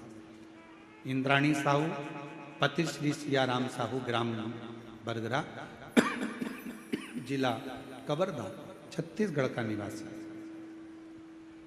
मैं बाबा को धन्यवाद देने के लिए आया हूँ। मेरा तबीयत बहुत खराब हो गया था। बड़े बड़े डॉक्टर को दिखाया। मैंने MRI कराना, CT स्कैन कराना, तो पता चला कि तुम्हारे सिर पर गांठ हो गई है। 2.5 सेंटीमीटर का जो गांठ है वो ब्रेन में हो गई है। तुम्हें ब्रेन ट्यूमर हो गया है, उसका ऑपरेशन करना पड़ेगा। खर्चा करीब 10 लाख रुपए का है। पत्र को आप लोग LED पर पढ़ रहे हैं सब लोग, बोलो तो। खर्चा करीब 10 लाख रुपए का लगेगा। डॉक्टर ने बताया ऑपरेशन के बाद कोई गारंटी नहीं है कि बचेगा या नहीं, होश में आएगा कि नहीं। मेरे परिवार वाले घबरा गए और मेरे पत्नी इंद्राणी साहू को अस्पताल, हॉस्पिटल से हम घर लेकर आए। क्योंकि हम छोटे किसान हैं, मेरे पास इतना पैसा नहीं था। मैंने अपने रिश्तेदार, दीदी, जीजा को फोन से बताया, तब किसी को भी बोला, पर इतना धन की व्यवस्था किसी के पास नहीं थी। दीदी बोली तुम ऑपरेशन मत कराओ भैया, एक काम करते हैं, सीहोर चले जाते हैं, वहां पर प्रदीप मिश्रा जी रहते हैं सीहोर में, वहां कुबेरेश्वर बाबा का पूजन करना।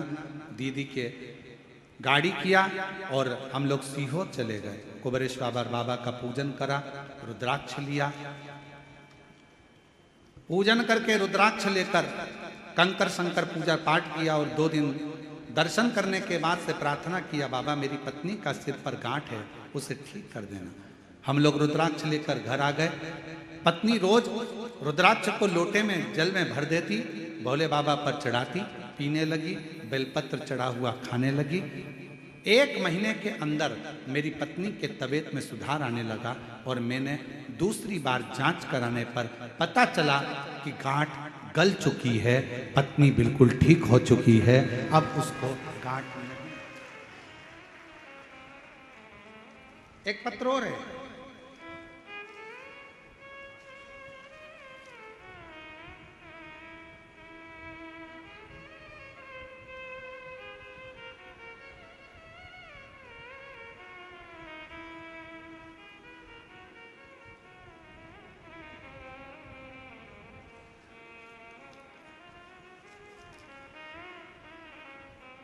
मेरा नाम श्रीमती योगिता चंद्राकर, ग्राम रिसामा, जिला दुर्ग, छत्तीसगढ़। मेरी माँ श्रीमती नीरा चंद्राकर, स्वर्गीय भीकम चंद्राकर, ग्राम धनसूली, जिला महासमुंद की निवासी हैं। कहीं बैठी हों तो बेलपत्र लेने के लिए आ सकते हैं। मेरी माँ को 3rd स्टेज का यूट्रेस का कैंसर हो गया। अगस्त 2025 में हमको मालूम पड़ा, 2024 में मालूम पड़ा, और यूट्रेस का कैंसर जानकर मालूम पड़ा कि 4th स्टेज पर पहुंच गया। मेरा बड़ा भाई का भी देहांत 11 महीने पहले ही हुआ। उसको भी बचाने में 30 लाख रुपए खर्च कर दिए, पर वो बच नहीं पाया। गुरुदेव, किसी के कहने पर मालूम पड़ा कि शिव महापुराण की कथा सुनी। ग्राम कोड़िया, छत्तीसगढ़ में आपकी कथा सुनी। भिलाई गए, कथा सुनी। बाबा से एक ही प्रार्थना करी, बाबा मेरी माँ को 4th स्टेज का कैंसर है। डॉक्टर ने अवस्था देखकर कैंसर का ऑपरेशन करने से मना कर दिया। अब आपके ऊपर आधारित है। गुरुदेव, आपके बताए उपाय, रुद्राक्ष का जल, त्रिजुगी नारायण का कुंड का जल पिलाई, हल्दी की गांठ वाला प्रयोग और बेलपत्र का प्रयोग करना प्रारंभ करा। बाबा की ऐसी कृपा दृष्टि हो गई गुरुदेव कि मेरे माता के यूट्रेस में जो गट्ठाने थी वो पूरी गल गई, और 3 माह बाद जांच हुई तो रिपोर्ट नॉर्मल आ गई। और मेरी माँ आपकी सभी कथा सुनती हैं। आज मैं बाबा को यहाँ प्रणाम करने के लिए, शिव शिव है, एक उसकी अविरल भक्ति, एक विश्वास, एक उसकी दृढ़ता, एक उसका भरोसा, ये सुख प्रदान करता है। और हम तो बाबा के भरोसे चलते हैं, हम तो बाबा के भरोसे चलते हैं।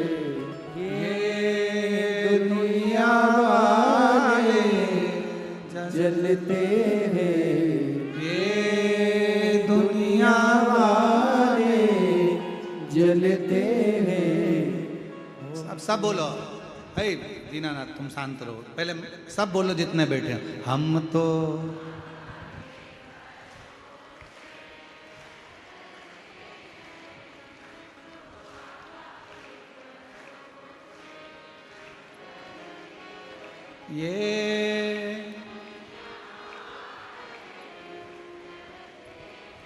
ये दुनिया, हम तो बाबा के भरोसे चलते हैं, डमरू वाले के भरोसे चलते हैं। उसके आश्रित होकर चलो। हमें किसी के आश्रित नहीं होना है, हमें उसके आश्रित। बाबा ने हमको चलना सिखाया, भक्तों से मिलना सिखाया, सब भक्तों से मिलना सिखाया। हम तो सीना ताने के चलते हैं, हम तो सीना ताने के चलते हैं। ये दुनिया वाले जलते हैं, ये दुनिया वाले जलते हैं। हम तो बाबा के भरोसे चलते हैं, हम तो बाबा के भरोसे चलते हैं। मंदिर, शिव महापुराण की कथा और तीर्थ एंजॉय के लिए नहीं है,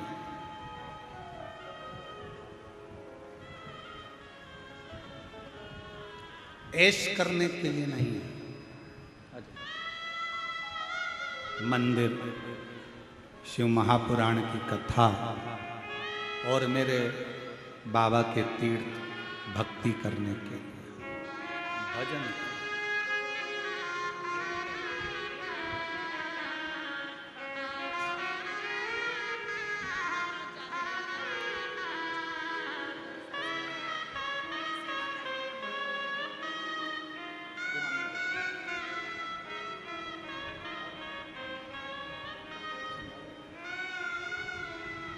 आप उसके आश्रित रहो। कथा में आओ, कितने भी धनपति हो, करोड़पति हो, संपदावान हो, वैभवपति हो, सत्तापति हो, बाबा की कथा में केवल बाबा के होकर जाना। खुद की व्यवस्था कर कर जाओ, बिछाने का खुद लेकर जाओ, ओढ़ने का खुद लेकर जाओ, छाता साथ लेकर जाओ, पानी की बोतल साथ लेकर जाओ, अपनी दवाइयाँ साथ लेकर जाओ।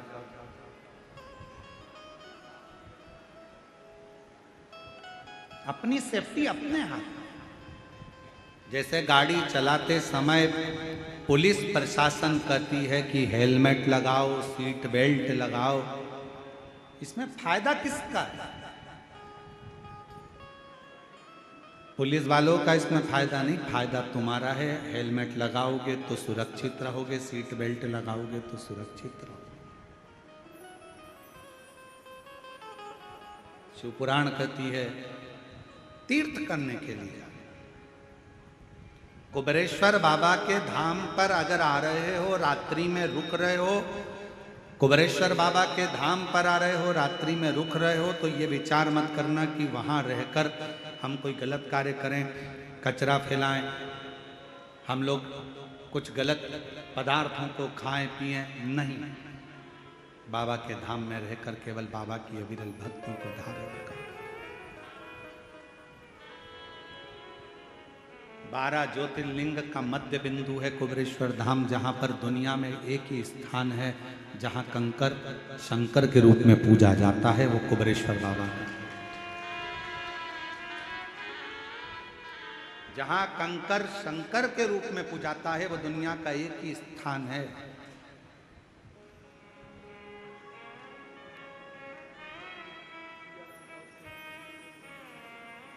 ठीक है बेटा।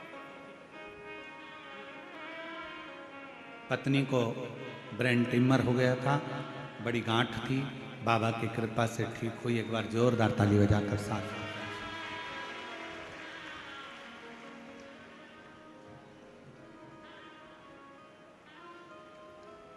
तीर्थ में तीर्थ जैसा,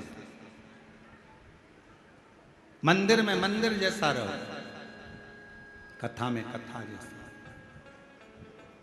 3 स्थान शिव महापुराण की कथा कहती है जहाँ पर पवित्रता का ध्यान रखना चाहिए, जहाँ पर मन की शुद्धता का ध्यान रखना चाहिए और भगवान की भक्ति का स्मरण रखना चाहिए। 3 स्थान। फिर कथा कही आगे, तारकासुर के 3 बेटों ने जो वर मांगा था कि हम एक स्थान पर प्राण को त्यागेंगे, तो तीनों एक ही जगह त्यागे, तीनों एक।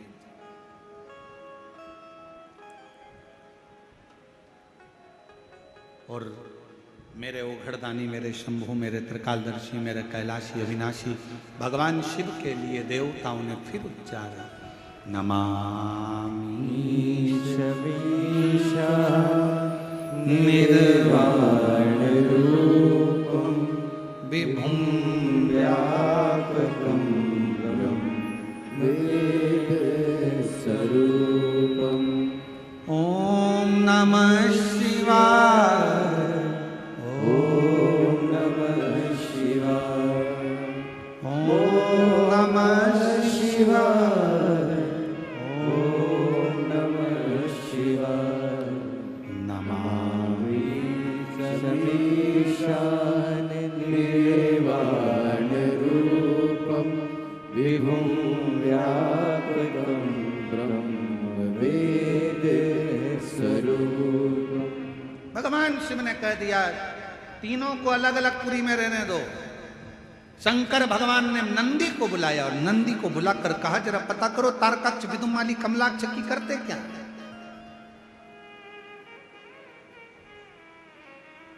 जितने असुर हुए, जितने राक्षस हुए, सारे राक्षसों की लिस्ट निकाल कर देखना। छत्तीसगढ़ वालों, मेरी जीजियों, मेरे जीजाओं, एक एक राक्षस की लिस्ट निकाल कर देखना। राक्षसों के द्रोही दुश्मन रहे होंगे भगवान। शंकर भगवान किसी भी राक्षस के दुश्मन नहीं थे, किसी भी असुर के दुश्मन मेरे शिव नहीं थे। मेरे शंकर भगवान किसी के दुश्मन नहीं थे। राक्षस इंद्र से युद्ध करना चाहते थे, भगवान नारायण से युद्ध करना चाहते थे। स्वर्ग की चाह थी, इंद्र की सिंहासन की चाह थी, ब्रह्मलोक की चाह थी। राक्षसों को चाह थी कुर्सी की, पद की। कहां की कुर्सी चाहिए? इंद्र की कुर्सी। राक्षसों को कहां का सुख चाहिए? वैकुंठ का सुख। राक्षसों को कहां का सिंहासन चाहिए? ब्रह्मलोक का सिंहासन। एक भी राक्षस ऐसा नहीं था जिसने कहा हो कि मुझे कैलाश का सिंहासन चाहिए, क्योंकि उनको मालूम है नीचे जाके करेंगे क्या। कैलाश में कौन सा सोना चांदी हीरा पन्ना आभूषण रतन माणिक मोती भरा पड़ा है। किसी को कैलाश का सिंहासन नहीं चाहिए।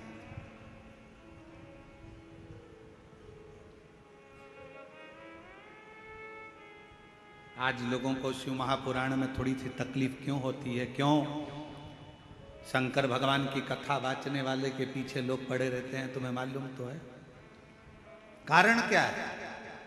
उसका कारण केवल एक है पहले के समय में लोग कुछ ना कुछ करते रहते थे। आज के समय में कोई किसी के पास नहीं जा रहा। थोड़ा सा भी दुख आता है तो लोग मोबाइल पर कथा सुन लेते हैं शिव पुराण, और एक लोटा जल भरकर शंकर के मंदिर चले जाते हैं और उनका दुख कट जाता है।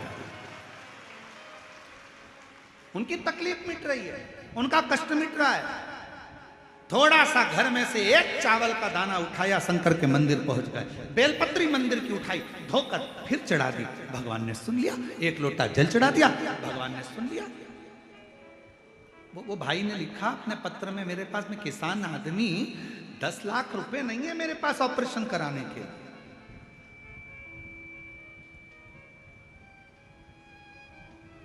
नहीं है उसके पास में। वो बहन ने लिखा, मेरा भाई मरा तो मैंने 30 लाख रुपए लगा दिए पर नहीं बचा पाई। पर मेरी माँ जिसको कैंसर हो गया 4th स्टेज का, वो लिखती है, बहन शिव पर भरोसा कर लिया कि इसका ऑपरेशन भी नहीं हो सकता तो वो समझ सकता।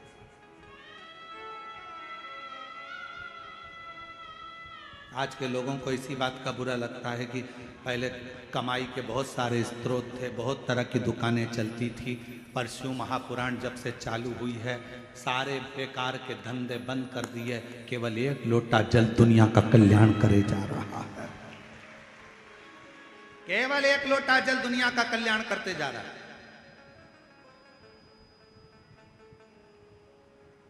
और वो एक लोटा जल जगत के कल्याण के लिए, जगत स्मरण के लिए। और याद रखना,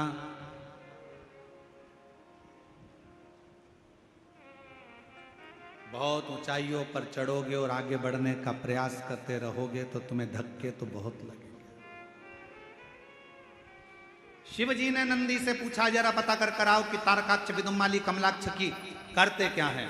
नंदी गए, एक सुंदर मदारी का रूप रखकर नंदी ने मदारी का रूप रखा। तारकाक्ष की पुरी में पहुंच गए। लोहे की, सोने की, पीतल की सारी पुरियों में घूमे, पूछा, देखा, नगर के लोगों से पूछा, पुरियों के लोगों से पूछा, प्रदेश के लोगों से पूछा, तुम्हारा राजा कैसा है। राजा बहुत असुर प्रवृत्ति का, बहुत असुर प्रवृत्ति, पर वो भले असुर प्रवृत्ति का है पर वो हमेशा एक बात कहता है, अंत समय प्रभु आना पड़ेगा और वचन दिया तो निभाना पड़ेगा।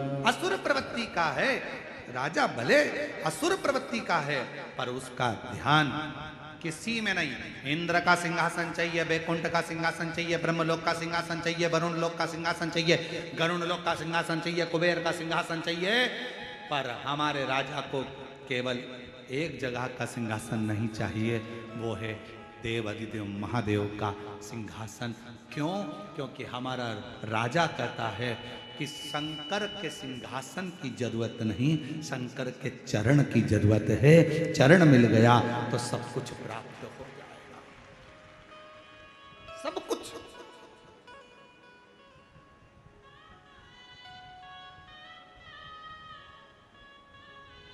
बस उसके चरण मिल जाए, उनको नमन कर लिया, प्रणाम कर लिया, दंडवत कर लिया, साष्टांग कर लिया, बहुत है। और महादेव नमन चरणों में स्वीकार कीजिए, सबका किया है मेरा भी कल्याण कीजिए, कल्याण कीजिए। हे त्रिपुंडधारी, हे त्रिशूलधारी, हे त्रिपुंडधारी, त्रिशूलधारी। कहे हमारा जो राजा है वो शिव का उपासक है। और होता है, एक बार भगवान शंकर से पार्वती जी ने कहा, पार्वती जी बोली, प्रभु मुझे एक बात कहना है आपसे।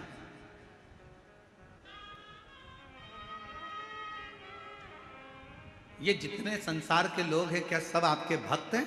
शिव जी ने कहा, नहीं, पूरे तो नहीं कह सकता, प्रैक्टिकल करके दिखाओ। शंकर भगवान ने एक काम करा, पार्वती से कहा तुम रानी बनो, मैं राजा बनता हूं। एक नगर बसाया, नगर में सबका निवास हो गया। शिव जी ने राजा बनकर आज नगर में डोंडी पिटवा दी।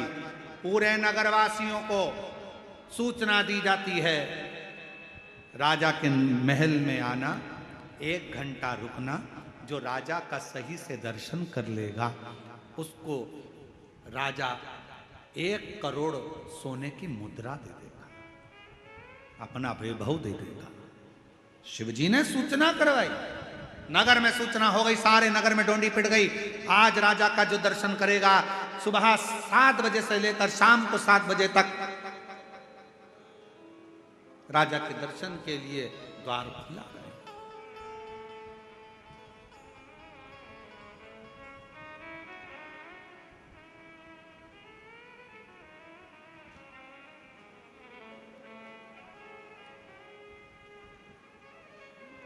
खोला दरवाजा, टिकट दिया गया, चलो अंदर सब। राजा ने एक बगीचा तैयार करा, उसमें बहुत सारा वैभव लगा दिया, मिठाइयाँ बन रही हैं, वस्त्र तैयार हो रहे हैं, गाड़ियाँ रखी है, धन रखा है, पैसा रखा है, अंबारियाँ रखी है। सबको कहा लाइन से भेजते जाओ, लाइन लगा दी गई। कोई ने मिठाई भर ली, कोई ने सोना भर लिया, कोई ने चांदी भर ली, कोई ने हीरा पन्ना भर लिया। पर वहां नियम था, 1 घंटा घूमना है, राजा का दर्शन करना है, यहां से कुछ ले जा नहीं सकते, बाहर निकल जाना है। सबने भरा तो बहुत था, पर आखिरी में निकले तो कुछ हाथ नहीं लगा। किसी ने पूछा तुमने राजा का दर्शन करा? अरे इतना सामान था,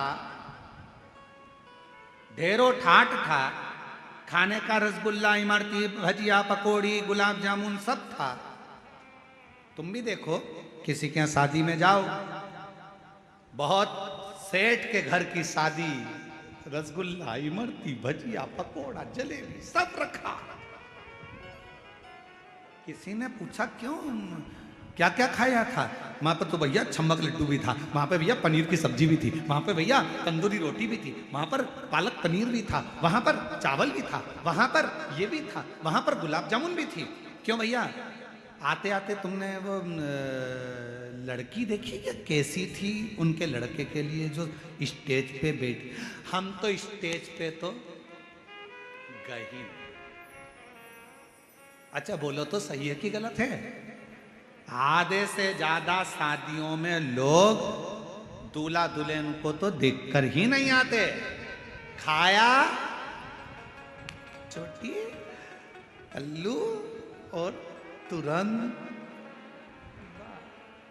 आधे से ज्यादा शादी में तो लोग दूल्हा दुल्हन से तो मिले ही नहीं। कहीं बारात लेट आ रही है, कहीं लड़की नहीं आई है, पार्लर गई है, तैयार होने गई है, मालूम पड़े जब सब खाकर चले जाते हैं, केवल रिश्तेदार रह जाते हैं, तब लड़की पार्लर से आती है, बारात आती है, वरमाला होती है, जयमाला होती है। इतनी देर में लोग वरमाला भी नहीं देखते, खाने में लगे रहते हैं, खाया पिया और चल दिया। शंकर भगवान कह रहे हैं भाई वही प्रीति है। सबको कहा जिसको जो अच्छा लगे आओ, जो राजा का दर्शन कर लेगा उसको स्वर्ण मुद्राएं मिल जाएगी। कोई दर्शन नहीं कर पाया। 6:30 बज गई, 7 बजने में आधा घंटा बचा था। एक बुजुर्ग सा व्यक्ति बूढ़ा सा आया। उसने ना गुलाब जामुन देखी, ना पैसा देखा, ना धन देखा, ना दौलत देखी। आवाज लगाता रहा, राजन राजा, राजन राजन राजन। राजा को लगा शंकर भगवान ने पार्वती से कहा अगर मैं इसके सामने आ गया तो सब कुछ देना पड़ेगा। ये कितना भी चिल्लाए मैं सामने नहीं आऊंगा। चिल्लाता रहा, महाराज महाराज महाराज। आते शिव को छुपना पड़ रहा था। पार्वती जी कहती अब तुमने वचन दिया था कि मांगेगा तो देना पड़ेगा, तो अब आओ सामने। तब जब बहुत आवाज लगा ली उसने, बहुत आवाज लगा ली, तब आखिरी में मेरा काल अधिपति राजा महाराजा महाकाल राजा सामने आकर खड़ा हो गया।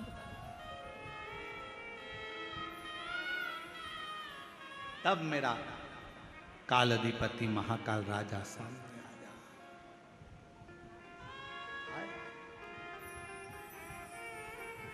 राजा ने कहा आपने हमारा दर्शन कर लिया, 10,000 सोने की मुद्रा आपको दी जाएगी, ले।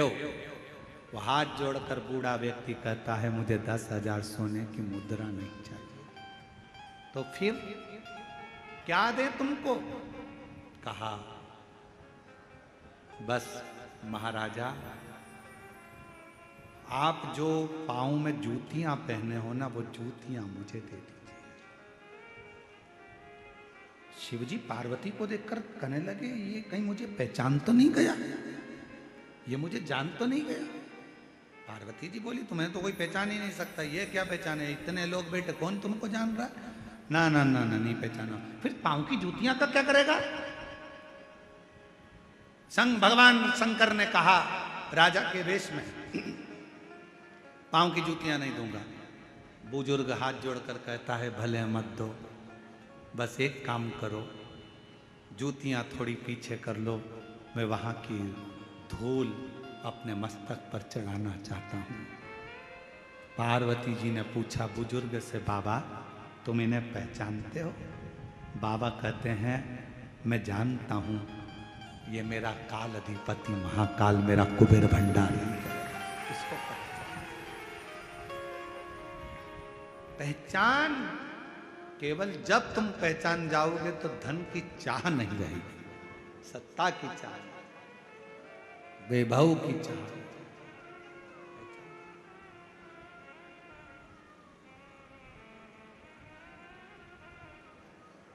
पहचान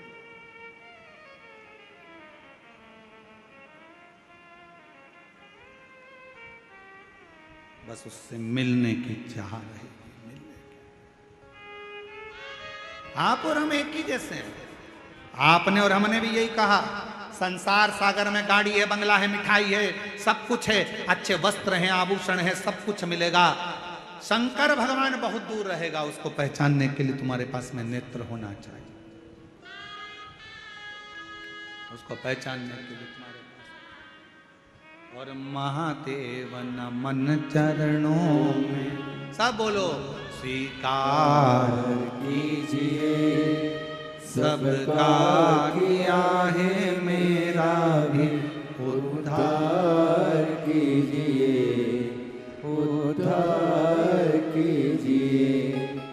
हे त्रिपुंडधारी, हे त्रिशूलधारी, हे त्रिपुंडधारी, हे त्रिशूलधारी। महादेव नमन चरणों में स्वीकार कीजिए, सबका किया उद्धार कीजिए, उद्धार कीजिए। हे त्रिपुंडधारी, हे त्रिशूलधारी, हे त्रिपुंडधारी, हे त्रिशूलधारी। चरणों में तेरे बाबा जी पावन है चारों धाम, चरणों में तेरे बाबा जी पावन है चारों धाम। तेरी देव करते वंदना तुझे सीताराम, तेरी देव करते वंदना तुझे पूजे सीताराम। हो जाए पूरी कामना, हो जाए पूरी कामना। उपकार कीजिए, सबका किया है मेरा भी उद्धार कीजिए, उद्धार कीजिए। हे त्रिपुंडधारी, हे त्रिशूलधारी। हम बस यही कामना करें, शिव को पहचानने के नेत्र थोड़े से अगर आपके पास हो तो वो जीवन की सार्थक। जीवन के साथ।